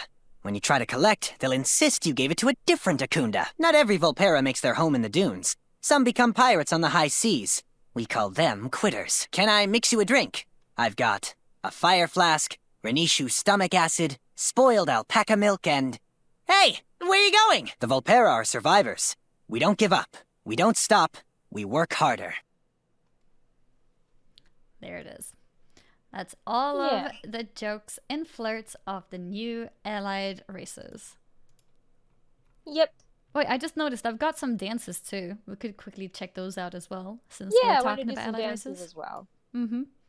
Let's start with the males this time then. So Vulpera male incoming.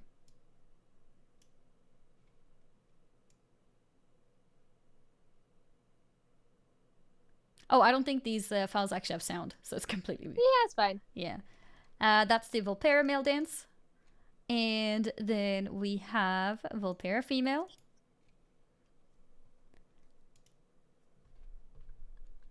Aren't they both from the same song? Yeah, they are. Because I knew for sure the female one, but the male one I was a little bit unsure. Well, there it is. If you ever wanted to cosplay Ylvis. And then we have Mechano male.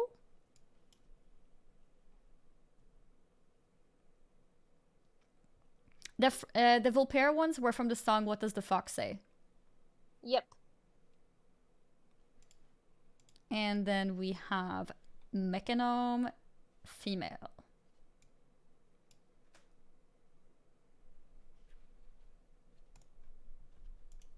I'm not sure if they're inspired by anything in particular, but, you know, I feel like it makes sense to have a sort of robotic dance. Yeah. I think people were saying that they are similar to gnomes, but have more of a robot feel to them. Okay. Oh, that's interesting. I'm not sure if I saw the resemblance. But yep, there they are. They look more stiff. Like the gnome one, I think, is more sped up. Okay. But they look a little more awkward trying to dance. Did the female and male Mechanome have the same dance? I didn't notice. I doubt it. I think they normally make different dances, but maybe they were similar. Just like the Vulpera one was inspired by the same song, but different parts of it. Yeah. Yeah, I think that's really it in terms of allied races. Try to like swing his hips when he's, you know, basically a hunk of metal. Yep. Right. So moving beyond allied races, we should talk about the new raid a bit. Yes. New raid Nyalotha is here. Maybe we need a spoiler tag. I would say yes, because we're going to talk about some of the bosses in it, Mm-hmm. and people care about that sort of stuff. All right. Well, there it is. It's up. So we have some pictures to share with you guys. Some early pictures of the raid itself. Yep. These were Starting taken here. when raid testing opened on Friday, and these are the encounter rooms for bosses 4 through 7, which includes Dark Inquisitor Zanesh, who, as we saw in the promotional materials, was in a room with Ashara, and then Shadhar the Insatiable, and Drestagath, another boss with a interesting name, who has a room that is filled with tentacles or teeth. Mm-hmm. And Shadhar the Insatiable is a void puppy. So, kind of cute, but pretty creepy.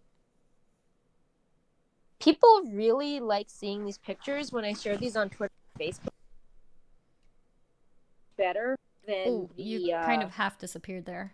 Oh, testing? Yeah, you said people like the pictures when you shared them on Twitter and Yeah, Facebook? Facebook a lot more than Eternal Palace. So that was interesting. Mm-hmm. Yeah, these have some really interesting, not just the buildings and structures within, but also the backgrounds are so detailed with like the tentacles and things. Maybe Blizzard, by not making a new outdoor zone and instead reworking several existing zones, was able to do more effort on the raid zone with these really cool backgrounds. Mm-hmm. Yeah, like the picture I'm looking at right now, for example, is the background is incredible. There's so many things. So pretty. I want to live in the Black Empire. Would you? Feels a little bit spooky. Yeah. Yeah, no, but it does look really cool. I'd definitely go there for some selfies. Yes. Those Pepe in front of them. Oh yeah, need to get lots of the Pepes. Lighting would be really good. Yes, it would be.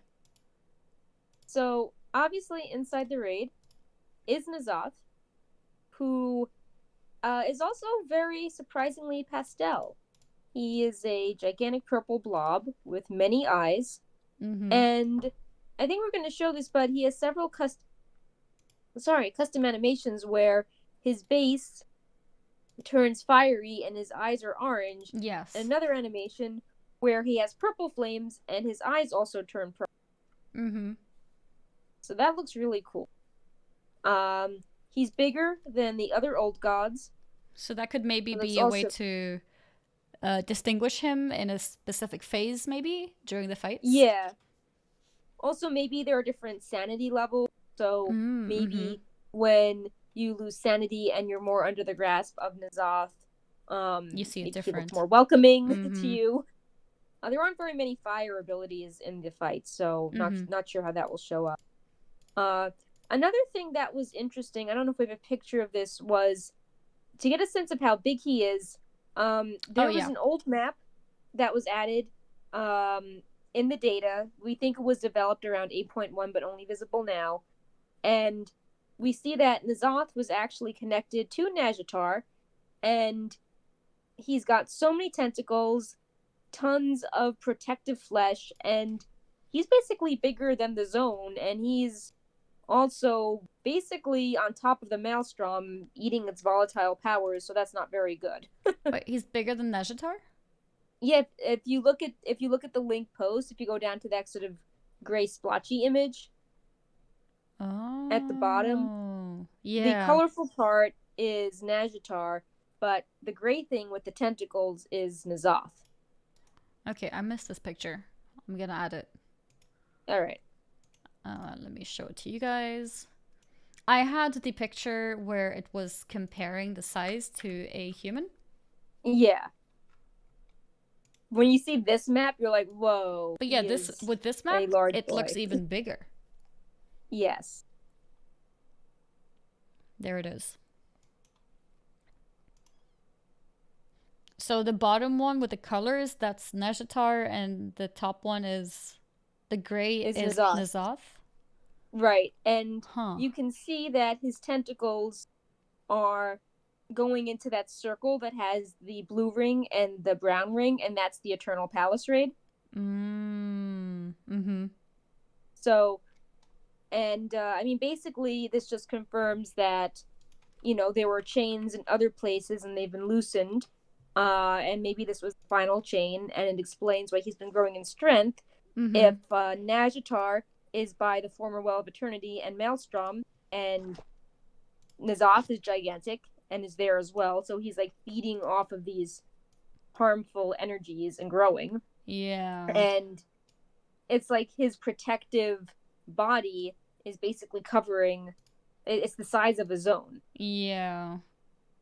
And that's this seems really to be a big. prototype for the one encounter, which is called a writhing mass of flesh, eyes, and tentacles lay like a mountain ahead. Tendrils of corruption and fear seep up from the hulking body. And that sounds like, we're going to this crazy area.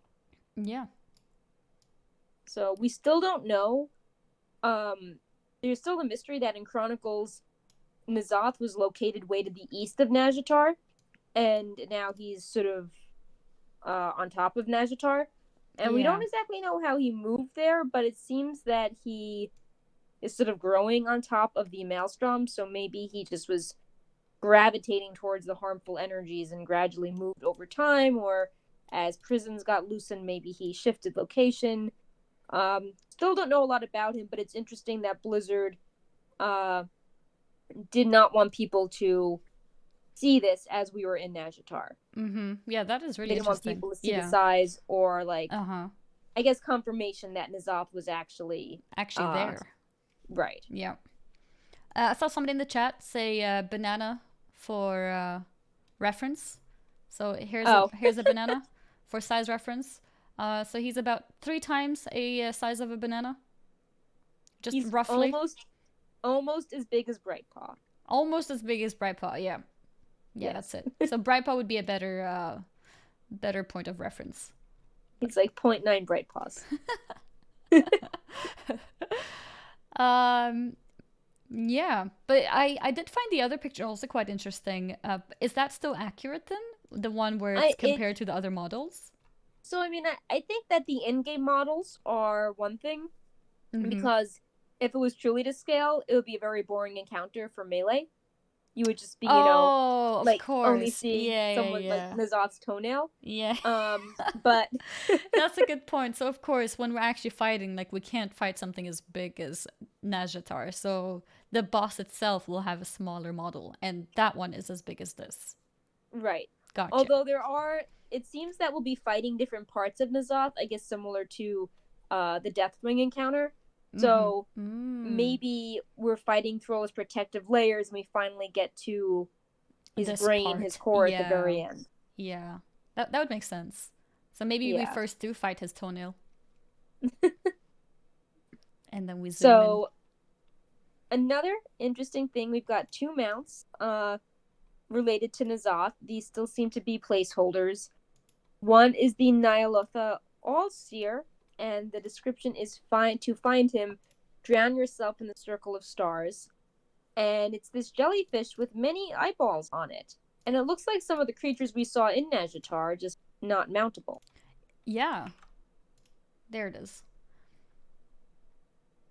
So that's going to be interesting. It has no name yet, right? Yeah, well, just the placeholder quest. And the description about drowning yourself in the circle of stars. And then this is the one that's super placeholder. It's called PH N'Zoth Serpent. And it looks like the Abyss Worm in those models, but even creepier. Yeah, those eyes are even creepier. Yeah, and its lack of a mouth, it's super weird. And this just has the placeholder info from the Storm Song Valley mount, which makes sense because it looks kind of similar, but it's not the same. So, yeah, I just saw it move in the model viewer. It's so creepy. Yeah, I'm removing it from not having it on my screen. It's probably safer to watch a still picture. Yeah. So next up, we want to highlight some of the raid armor sets that are in the dressing room. I feel like people responded to these better than some of the other sets, especially the mythic ones. And people thought that the mail set was actually good this time. Oh yeah, because the mail set is never good. No, the mail set is always the boring one. So here it is. So, which set did you like the best? Ooh, okay, let me open them up again. All right. Let's see. I know Twitch chat last week was really into the plate mythic set. Okay, let's see. I'm not a big fan of the leather one. Yeah, I didn't like... The mail one looks better than leather, actually. Yeah, I agree. Yes, I agree. The plate one does look the coolest. For sure, actually. All those little details, the eyes on the shoulders, in the back as well. Yeah, so many eyes. Yep. And I don't know, the armor just makes you look really powerful. Let me show the plate set for you guys too. That was the mail set that I was just showing, and this is the plate set.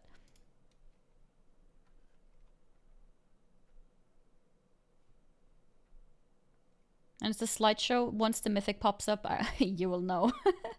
Yep. It looks really pretty.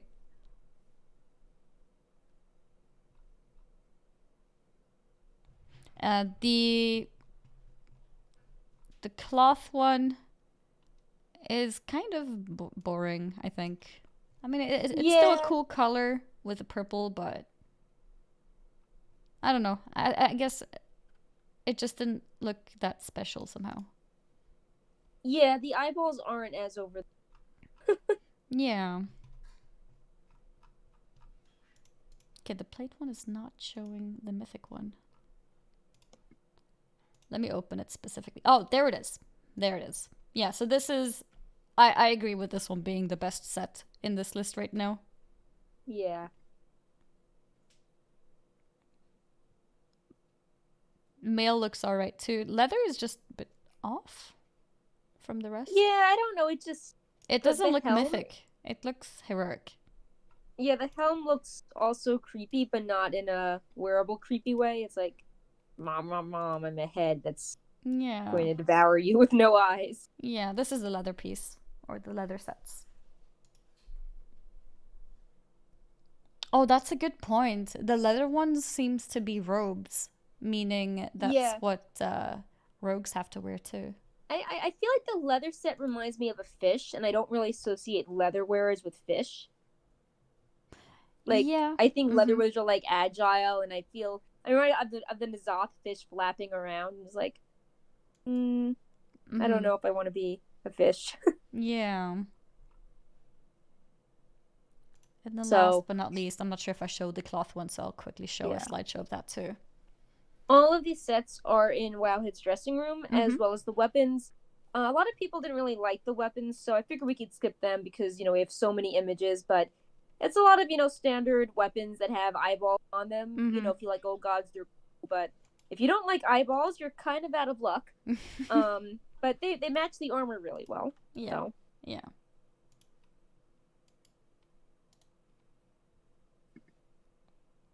All right. And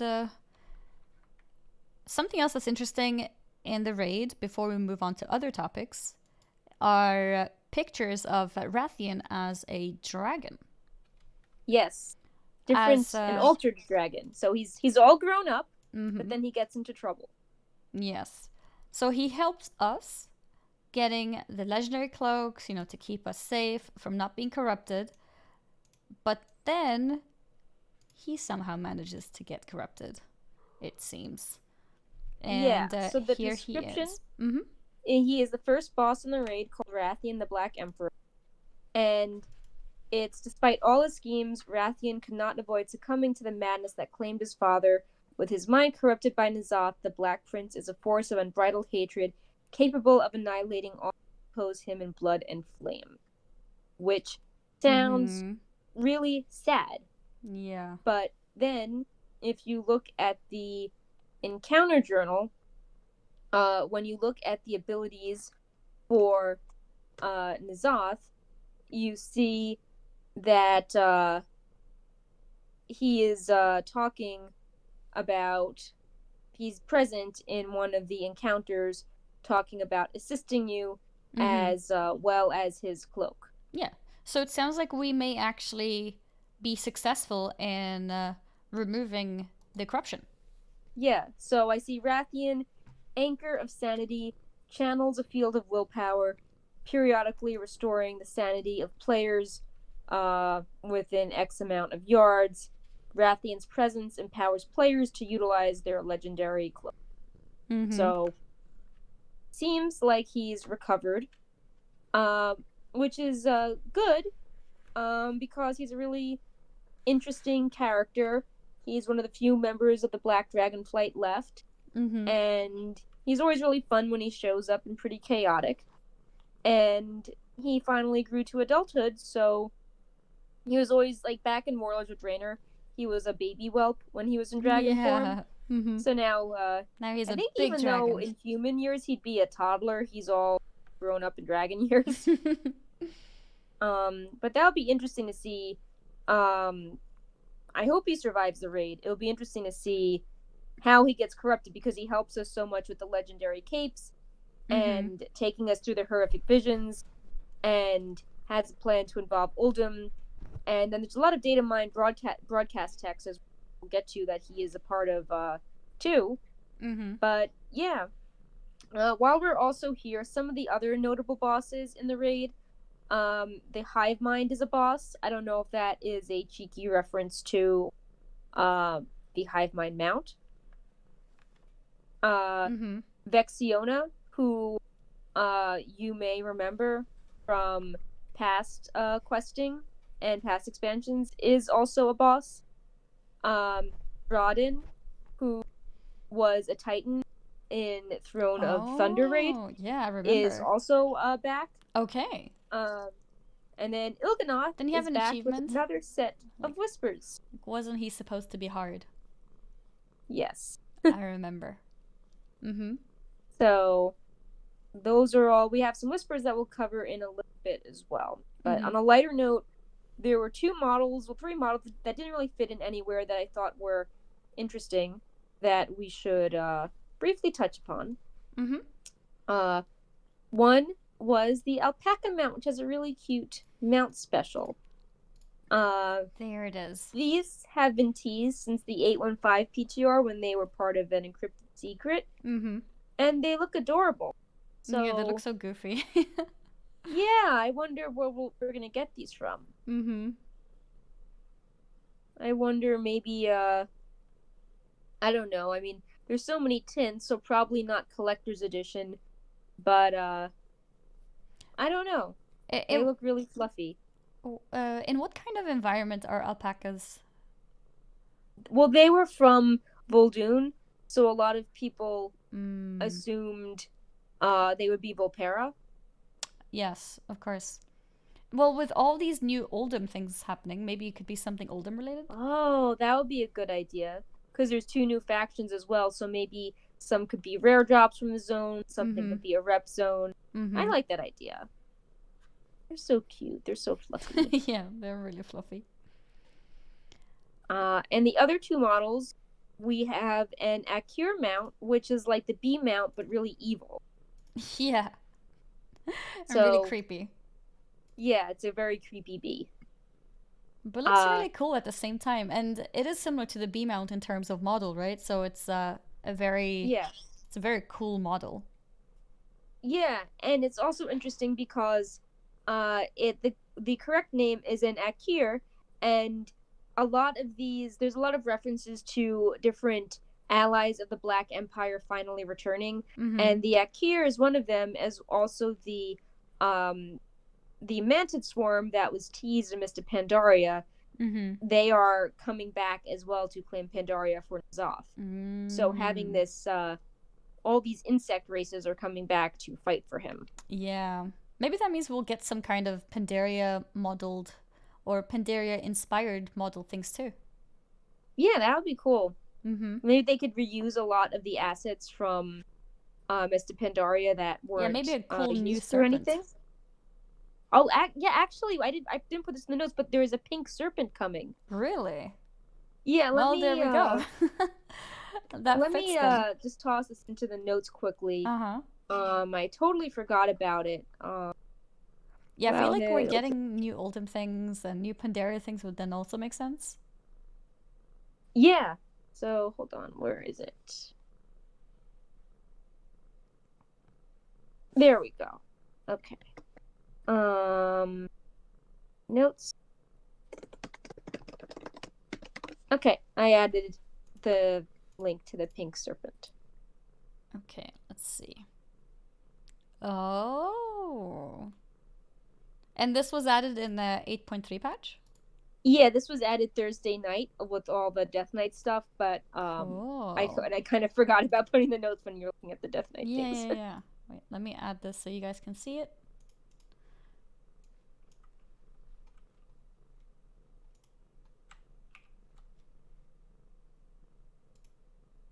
There it is. Yeah, And the that's description cool. is the gentle Chalcedony cloud serpents love to play in the petals that fall in the arboretum, coloring their scales a soft pink hue. Oh, and it looks like there's slight glittery effect around their tail. Yeah, it's very pretty. I see pink sparkles there. Yeah, pink sparkles. That's cute. Yeah. And yeah, so the final mount I wanted to highlight was the Rathian gets a backpack too. Yes, we're talking about backpacks on the Volpera. The first thing that triggered the whole backpack conversation was the recruiter friend reward with the backpack as part of one of the transmog sets there. And now we have confirmation of another backpack in the game. So yeah, we are probably most likely definitely yes gonna get more backpacks in the game, as it seems like Blizzard likes it.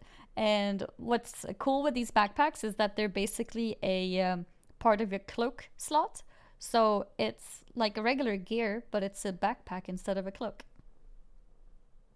Which is really cool because get to a point I always hide my cloak. Always. Yeah. So it's nice to have this as an option. But yeah, go ahead, sorry. I wonder if we'll get to a point where if you craft a bag, maybe that like each bag has a different transmog appearance you can collect. So like equipping maybe some 20 slot bag is crappy, but you want to just hold on to it because one of them will unlock a certain backpack appearance. Oh. So, if you collect one of each bag, you will unlock, a bunch of appearances, and maybe that is why you would want to craft a bag from a past expansion to unlock an interesting backpack appearance. That's interesting.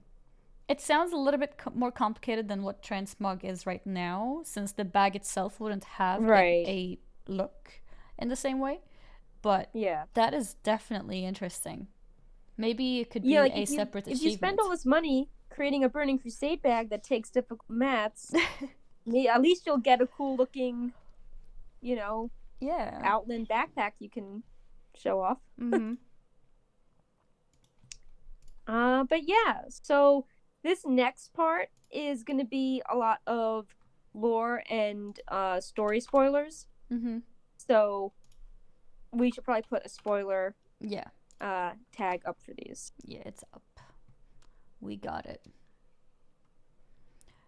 So, I think the first thing we're going to talk about is the fate of the Forsaken, which was we speculated was going in this direction, and it's not too much of a shocker, but basically Lillian Voss invites Kalia Menethil to talk about the future of the Forsaken, and Derek decides to go with her, surprisingly. Yeah. And there's some conversations where Lillian implies that she's a candidate for ruling the Forsaken, but she doesn't think she's the right fit, and she thinks Kalia is a better fit. And we could actually play through this in game, and Kalia actually meets Lillian and sees Dalaran there and tries to offer Dalaran comfort. which is interesting. Mm-hmm. And there's also some neat parallels between Arthas, Menethil, and then Jaina. They were a couple very early before Warcraft 3. And now in a twist, we have, I'm not sure if they're confirmed together, but we have Kalia and Derek at least ruling together. So it's a Menethil Proudmoore political partnership, but not the one we thought of in the early days of Warcraft, not the one we expected. Mm-hmm. So it'll be interesting to see where this will go, because Jaina allows Derek to go, but Jaina seems surprised that they would want to go. You know, Jaina is saying things like, Kalia, this is none of your business. Didn't she, commit crimes? Mm-hmm. And they both say, well, we're changed. We need to support our other people. So maybe more alliance and rest in the future if the alliance is like, okay, we want everyone to get along, but on our terms. But Jane is still pretty mature, she lets them go off. There's no arguments. Mm-hmm. Yeah, but she was definitely surprised. Like, I have the text up here, and she says, "You're leaving? Why?" And then she says, "But Kalia, none of that is your..." And she gets interrupted by Kalia saying, "They are my people, Jaina." So, but yeah, she does say, "I understand," in the end, and lets them go. And I don't know, I feel kind of sad that Derek is leaving too. Yeah, Jaina at least still has her mother and Tandred. Yeah. But maybe part of this is breaking down the stigma with the Forsaken. Like we covered last time, some of the civilians in Stormwind were like, "Oh yeah, maybe we should." Why didn't we see our relatives in Undercity? Mm-hmm. Why didn't we go back? Now it's too late with how it's destroyed. So maybe Jaina needs to get past the stigma and still decide to visit her brother. Yeah. And this is interesting because this can also open the door of if they go over to the Horde, to the Forsaken, then that can open the possible idea of an allied race as well, with them being the connection between the two factions. Right, and blurring the faction lines, because now you have, well, Kalia was never officially part of the Alliance, but she, worked with Anduin, and Derek, is Jaina's brother. So it's interesting if two characters that are more closely associated with the Alliance are now going to a traditionally Horde faction. Yeah. Then maybe later they come back with a fraction of them, and hey, these are the allied races. Yeah. I don't know. I guess we'll see. So speaking of the broader Horde, they've decided not to have a war chief. Yep. They think the title is very problematic, that it's a harmful legacy, and that a war chief, works good if you are at war, but it's not good for peace. Yeah. So they formed a council with Bane and Thrall, and some others, representatives, from all the different races. And we've been commenting that in all the cinematics we see all these Horde leaders showing up. And they seem to be they were playing a bigger role than the Alliance in cases. At Bane's imprisonment, there were so many leaders present. They all had little bits of dialogue afterwards. So they are forming a council. Rokon, the leader of the Dark Spear, was always kind of overwhelmed by leading, and now he's sort of got a confidence boost from Bane to take over, and they bonded over losing their father figures at young ages. And I think we talked about this briefly with Nathanos in My Love, but it seems that there's a lot of kind of and flirting and shipping going on. I left most of them out of the notes, but we have this dialogue between Lorthamar, and she's basically teasing him to get away from Orgrimmar and Silvermoon and come visit her. Wait, I missed this one. It was Lorthamar and who? The first Arcanist. Oh, okay. And there's just a lot of teasing, flirting lines in this broadcast text. I think there was a really incidental one between, I think, Shaw and Valera. There was something between Mother and Rodden that sounded like really nerdy computer jokes. Yeah. There Rathian was asking Caligos about what it's like to be in a relationship with a human.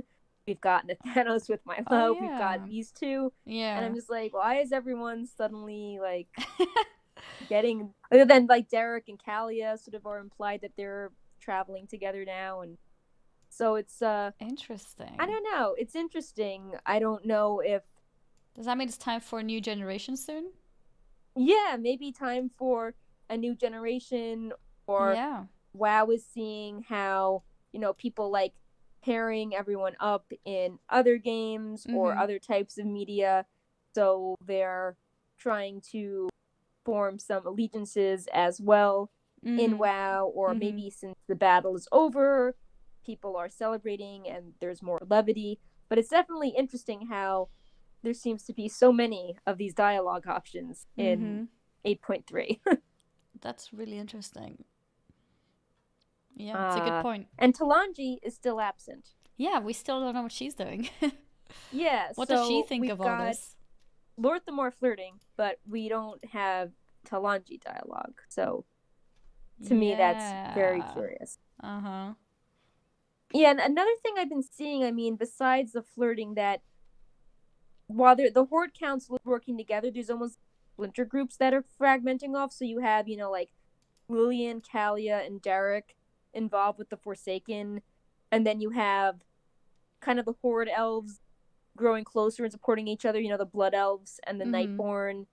And then you have the Mechanomes and the Gnomes now ruled over by the High Tinker. So you have these smaller groups of mini factions kind of coalescing as opposed to just the Alliance and Horde. So one that group is that's not interesting. coalescing are the Night Elves. Yeah. The Alliance this unrest. is yes. Tehran decides not to sign the peace treaty. Yes. And was quite snappy as well. Right. She's like, your faith is naive, Lion's son. I will sign no treaty unless it is written in the Banshee's blood. And Gen, who, treats Anduin like a son, still kind of supports her because he says, there's truth in her words, Anduin. Peace may be on the table today, but soon enough the Horde will sound their drums and march for war. So it doesn't seem like he really believes in this treaty either. No, it sounds like he's also concerned and wondering if Anduin is possibly being a little bit too naive and that they can't trust whatever is going on. At least, I guess, until they have Sylvanas, and then they can take it from there. Right. And I mean, we have all this dialogue, but no one is actually, the members of the Horde are not apologizing for Teldrassil. No one is sitting down and having a boring discussion over how do we rebuild the Night Elf lands, or we're going to withdraw from Darkshore, or how do we handle the situation of refugees. Like, everyone is just celebrating peace, but I can see why Tehran would be annoyed, because she's like, hey, my issue is getting swept under the table. Like, there's no one is discussing how to actually help the victims. So it's interesting because then Chandris is siding with the Alliance and is telling Tehran to calm down and to go along, and they've been friends for millennia, so it's also a bit sad that they're having this disagreement as well. But it's interesting because Tehran says, my hunger for vengeance will not be sated so long as Sylvanas Windrunner remains free, and until I know why Elune abandoned her children.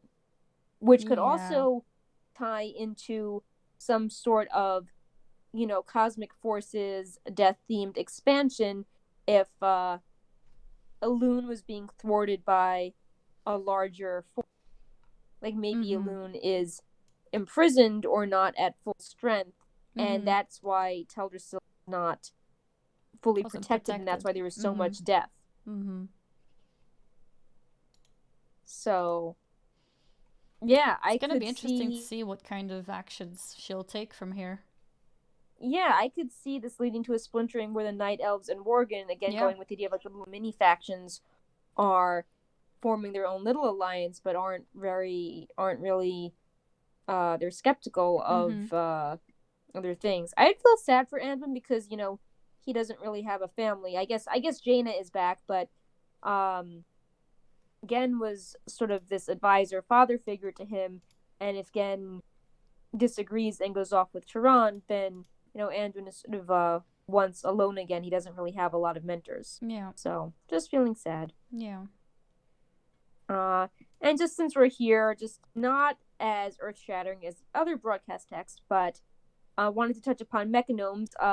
Mechatork is back. The Mechanomes help bring him back to life.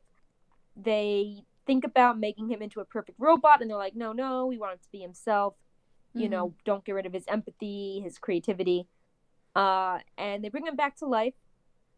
And there's some interesting broadcast text where the subjects are saying, there is nothing Mechatork would not do to help a fellow gnome. Yeah. His loyalty is to us first, the Alliance second, as it should be. Yeah. So it's just interesting how everyone is kind of looking inwards to who is helping their own race, not this kind of multi-continent mega alliance that is actually not super old and hasn't really served everyone equally well. Yeah, maybe this is the start of the idea of the alliance kind of falling apart, or at least crumbling a little bit more than it has recently. Yeah. More questions being asked of what's more important than others. Are certain races more important than others? And, things like that. Yeah, and it seems that while the Horde leadership is in this council style, the Alliance is more like, okay, we got really messed up by this war, we have to take care of ourselves, and they're less interested in reaching out for this government and more just like, we have to take care of our own, as opposed to putting the greater good ahead, because a lot of us have not benefited from that. Yep.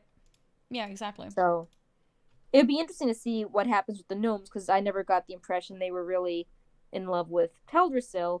But on the other hand, Mechatork was out there with Jaina. That's why he got critically injured. So he was supporting the Alliance, but you have to wonder if he will... Is Luna typing? Yeah, she is. Aww. Luna is typing a lot. She wanted to get her words in to the show. Aww. What a good cat. But yeah, just makes you wonder if we'll see a reorganization of the Alliance, because a lot of the leaders seem to be unhappy with the current state of things, how they were making sacrifices to thwart Sylvanas, and now there's peace, and she's still on the loop. Yep. But as we saw in the broadcast text with Anduin and Jaina, Anduin is still really upset by things, and is very worried about Sylvanas. He just also wants the peace as he's tracking her down. Yep. So this next one was pretty we were thinking that Ashara and N'Zoth never really got along, and who was going to triumph over the other. And then when we saw that N'Zoth was helping us reach Najatar, like, oh well, I guess they get along. She freed him, but it's still pretty complicated, and we know more of the answers, but not all of them. So we finally understand the deal with Ashara and Sylvanas. I think N'Zoth reveals this to us during the encounter. He's like, they wanted to betray me, and oh look, they were also going to betray you. And basically, it seems that Ashara needs the Blade of the Black Empire to trap N'Zoth, and Sylvanas will deliver that to her. And then in return, Ashara was meant to kill all of us, which would help with Sylvanas' mysterious bigger plan of serving death and getting annoying heroes out of the way. Yeah, that was really dark. I actually had to read that twice. Yeah. She basically said, so Sylvanas, wait, what was, I think I have the text here somewhere. So she brings all the people to Najatar for Ashara and Yeah. just tells Ashara to make sure that none of us survive Exactly. or escape. Oh, here it is. Here. In quotes, heroes. Yes, in quotes, heroes. Indeed, just be certain that once you have what you need, you dispose of your guests. Let none of the heroes escape. And this is before she slipped up with the whole "the horde is nothing." Exactly. So she was already very not caring of the horde. Even I don't know. I didn't realize it was that deep, that she had that much dislike, that she Yeah, doesn't so care about the heroes. right, and if Sylvanas is serving death, if we would die, we would just be more souls for her bargain. Yeah. Exactly. And so we see this in a flashback, and then in 8.3, we even saw this in Ian's presentation. She's being tortured by one of the bosses in the raid. Who, And Sylvanas? no, Shara. Oh yeah, okay. Yeah, I So was that's what happens confused. to her. Yeah. Gotcha. So we see her being tortured, and Mm-hmm. because we're trying to help free her, she reveals the plan that she wanted to stab. She was going to take the blade of the Black Empire and kill N'Zoth. Yeah. But I guess we were too strong for Ashara. Like, I guess she didn't expect to be subdued by us. Yeah. So it's interesting. Like, she doesn't tell us the full side of the story. They're all sort of lying to us, but we know that it seems that Ashara wanted to kill us for Sylvanas, but also weaken N'Zoth with the blade of the Black Empire. But now that we're alive and she was being tortured, she now tells us the secret, so we can stab at N'Zoth with Nyalotha. But that raises the question, who has the blade of the Black Empire? Yeah. Like, where is it? Because last we saw Nathanos walking off with it in patch 8.2. So where it is makes it you now? wonder. Yeah. Because I don't think Sylvanas, well, I mean, no one knows where Sylvanas is, but I don't see Sylvanas with the Blade of the Black Empire with the trap N'Zoth being a good idea. Yeah. That seems very bad. That seems like, oh, I'll bring back all the other old gods and make them serve death and kill more things for me. Somebody in the chat says that he gave it to Ashara. Oh, okay. Interesting. So, but I don't know when that happened. But, well, she says that, I guess then when she's freed, she gives us the blade, and then it's Nyalotha is yours more. Strike true. Should your first blow fail, you will not survive to attempt another. So, but yeah, it's still a bit unclear. I guess we have to see this in action at first.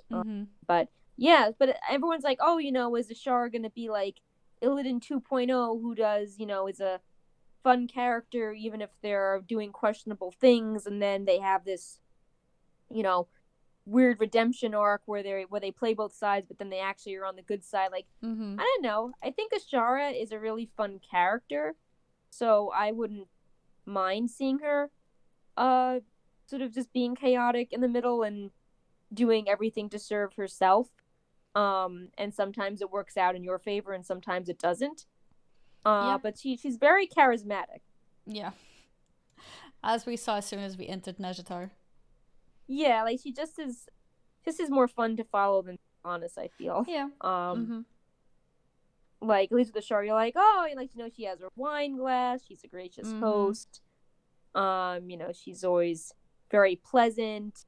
But yeah, it's sort of interesting to be like, oh yeah, we were right all along in thinking that Ashara and N'Zoth were at odds and he didn't quite trust her, and now we learned that there was reason for him not to trust Ashara, and yeah, that's why when she finally freed N'Zoth, she was being punished and yanked away because he knew about this deal with Sylvanas and did not like that a deal was being made to free him to then kill him. Yeah. And it makes sense when you look back at the cinematics how, she's taunting him and saying, oh, soon you'll see what I do best. Like, she's pretending that she's ahead of N'Zoth and that, oh, he'll get free. But really, she just wants to stab him and kill him. Yep. So, and now she's using us. She was going to kill us, but now she's actually using us to do her dirty work. Yep. So, got 2 more to go. I want to quickly touch on Ilaria. She survives the encounter, and it's interesting because we see her by the statue of herself reflecting on the downfall of the old god and how she does not have peace in her head. There's still so many voices. And she uses the line about new voices joining the chorus, which is like a very popular phrase in the old god whispers. So it's interesting because it's like, well, are the old gods still a threat if we defeated N'Zoth? Well, apparently, if the voices are still in her head. Yeah, exactly. Like, what are those voices? What are those whispers? And she seems to be, I mean, all things considered, she has her son. She's talking to Turalyon. They seem to be very domestic and everything's fine. But then as we learn, we're like, oh, she had all these horrible visions and she ended up pretty well. But then in the horrific vision of Stormwind, it's sort of the nightmare vision that was foreshadowed a lot, how she would be serving N'Zoth and, killing her husband and trying to corrupt her son, and how that would really push her more towards being lost in the void. So it's just interesting seeing the alternate reality, how some of her visions did come to pass, but in this weird nightmare. Yeah. And it's also interesting that she says about the whispers not ending, she says that it seems new voices have joined the chorus. So they're specifically new voices too. Right. So are the other old gods whispering? Is Nyalotha now whispering to her? We don't know who those voices are, but it seems that defeating N'Zoth did not really solve anything. So to me, that's a hint that there's still we are still need to battle the void. Yeah. Which could be interesting if we have this threat of death to face as well with Sylvanas.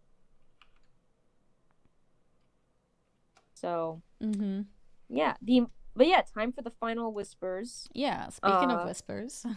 Yes.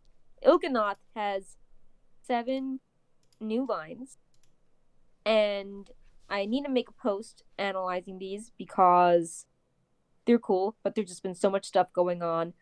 But we got these whispers, and then a few days later we had all the Lich King Death Knight hints, and it's I think they support the Northrend expansion. I mean, if you look at these lines, a lot of these seem to be serving, cunning ones enable for 6 master, but serve only 1. That could be different forces, but serving death. The Blind Queen wields a scepter of bone. I mean, bones are also associated with death, skeletons. The Vassal of Life disguises treachery, but where the Eyes of Green, that could refer to the Emerald Dragonflight that is being attacked by the Void, going back to what we were saying, how the Void is still a threat out there. I thought this one was interesting. When their mistress beckons, 9 ravens take flight. Each seeks a prize to earn her favor. Sylvanas started off with 9 Valkyr, and the Valkyr are also, affiliated with the afterlife, and Sylvanas has her deal with Helya. So maybe Helya is the mistress they're talking about, and the 9 ravens, took flight and were related to Sylvanas. The Golden One claims a vacant throne. It could be multiple things. The Crown of Light will bring only darkness. It could be Kalia that, has very golden and alabaster complexion now, is taking over the throne in the Undercity. Or it could be Bolvar, who was literally, fiery lava man at one point. This could be what happened when he decided to claim the throne, how he started off, in Stormwind advising Anduin, very much gold, and now he's in, the Frozen Throne. Yeah. And before the last shadow falls, the father of sleep shall savor his feast. And there are some old gods affiliated with sleep and dreams. There's also that Loa in the Traveler children's novel that is also related to sleep, that wants to keep feasting on Azeroth. So all of this sounds like it's death themed, and if Il'gynoth has any indication, his first whispers were Emerald Nightmare, and a lot of them got wrapped up in patch 8.2. So these whispers could be going on for quite some time into the next expansion. Yeah. So maybe even more hints of the whole Lich King direction. Yeah. Yeah, it's actually quite a lot of things if you put it all together. These whispers potentially, the new Death Knight skins, or the new Death Knight races rather. Talia also becoming a topic of discussion about learning about her father. I guess we'll see. Yeah. Mm-hmm. Yeah. So this was our final 8.3 theme. We can probably take the spoiler tag down, but we were surprised that they revealed so much of this. And it makes you wonder, what do they have to announce at BlizzCon that they're getting 8.3 out so soon right before? So are we going to see, obviously, next expansion? Are they going to announce something huge like, shifting factions? This came up with Diablo again, too. They announced a pretty big PTR today, which makes you think about... normally that would be a BlizzCon style announcement, but that makes people wonder that maybe Diablo 4 is being announced if they had to get the PTR announcement out of the way this week. Yeah. Oh, and speaking of Diablo, so just like Warcraft 3, it was kind of announced, the mobile Diablo, but then nothing really happened. Yeah. So that's also kind of on hold, I guess, for BlizzCon. I guess with Warcraft 3, we'll get probably gameplay going on, and maybe a date for the specific date for when we can play it. Yeah. And Diablo Immortal, did they wait a year because they want to announce Diablo 4 first? I don't know. I could see maybe Diablo would have a better reception if they announced the game people actually wanted. Exactly. First. I think they must have realized that they made a mistake, because it was playable, like when we were there, at least some kind of demo. So it's kind of weird that it's been a year and there's no updates on it.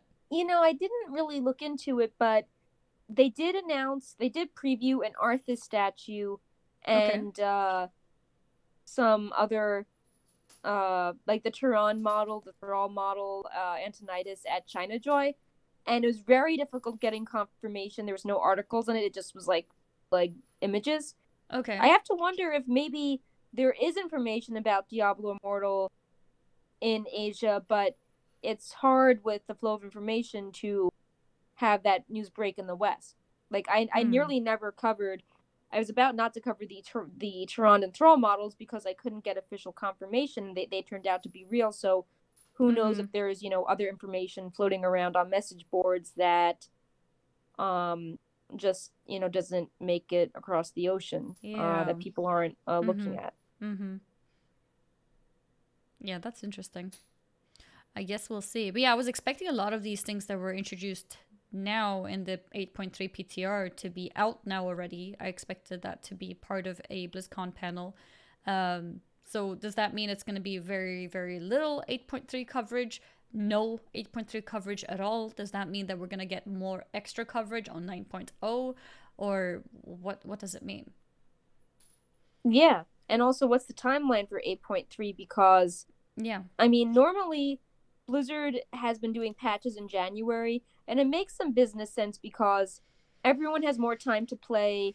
They're getting the 15th anniversary is in Q4. That's going to bring people back. People have time to play over the holidays because everyone has off. People have more money to spend at Christmas, but then as you know too, like quarter one is always really bad for Mm-hmm.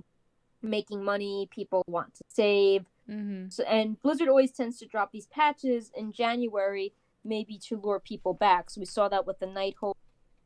We saw that with Battle for Desara Lore, and it Mm-hmm. makes you wonder. I think, did we even see that with the Later Wings in Ice Crown? Maybe we did. I'm not sure, but I feel that it would make sense for them to drop.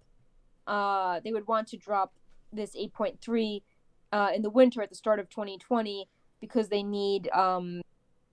want people to stay put after the holidays because the holidays are always easy to get people online to play. Mm-hmm. Yeah, it would make sense.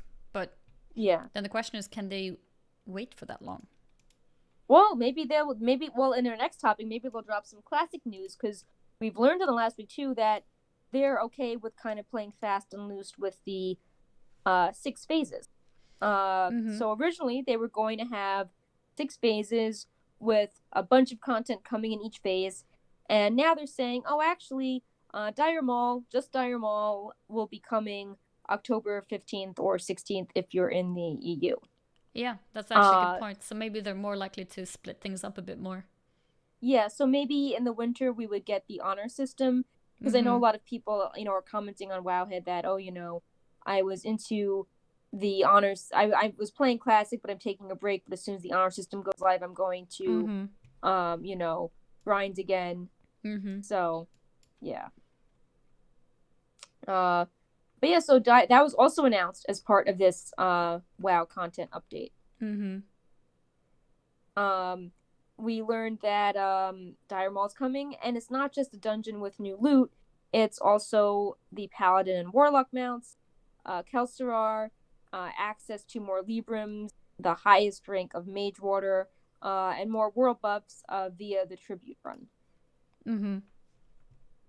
So that's a lot of things. There's, it's like, oh, well, actually, like maybe your best in slot enchant is available now, or these buffs can help you in Molten Core, or it's not even just like the Warlock mount is available. It's like, well, now there is for the Paladin mount, like now there's a new boss in Skulla mounts you can defeat for loot, and then there's another boss in Dire Maul you can defeat for loot. So it sort of keeps Dire Maul has a big impact. Oh, you're cutting off. Oh, sorry, I moved a second. Dire Maul has a big impact on the game. Oh yeah, it does, for sure. It's gonna make a big difference in terms of gold making and obviously the mounts for the Paladin and Warlocks, and the Mage Water is, I know, something that mages and healers are very much looking forward to, because right now whenever you pull a big pack you just have to sit still and drink for like a minute or two, but with the new rank of Mage Water that'll be a bit more sped up, so that's nice. Yep. So yeah, when do you think the rest of Phase 2 is coming? Because I was thinking they would want to drop it in December, so they would want November to be all about, do the 15th anniversary with your friends for the Deathwing mount, and then December would be, okay, back to classic. Yeah, especially if they're expecting, maybe there's some younger people playing classic that have December off from college, or older people, if they're taking time off work to play classic again, that could go in well with traditional winter breaks. So I think they would drop that in December.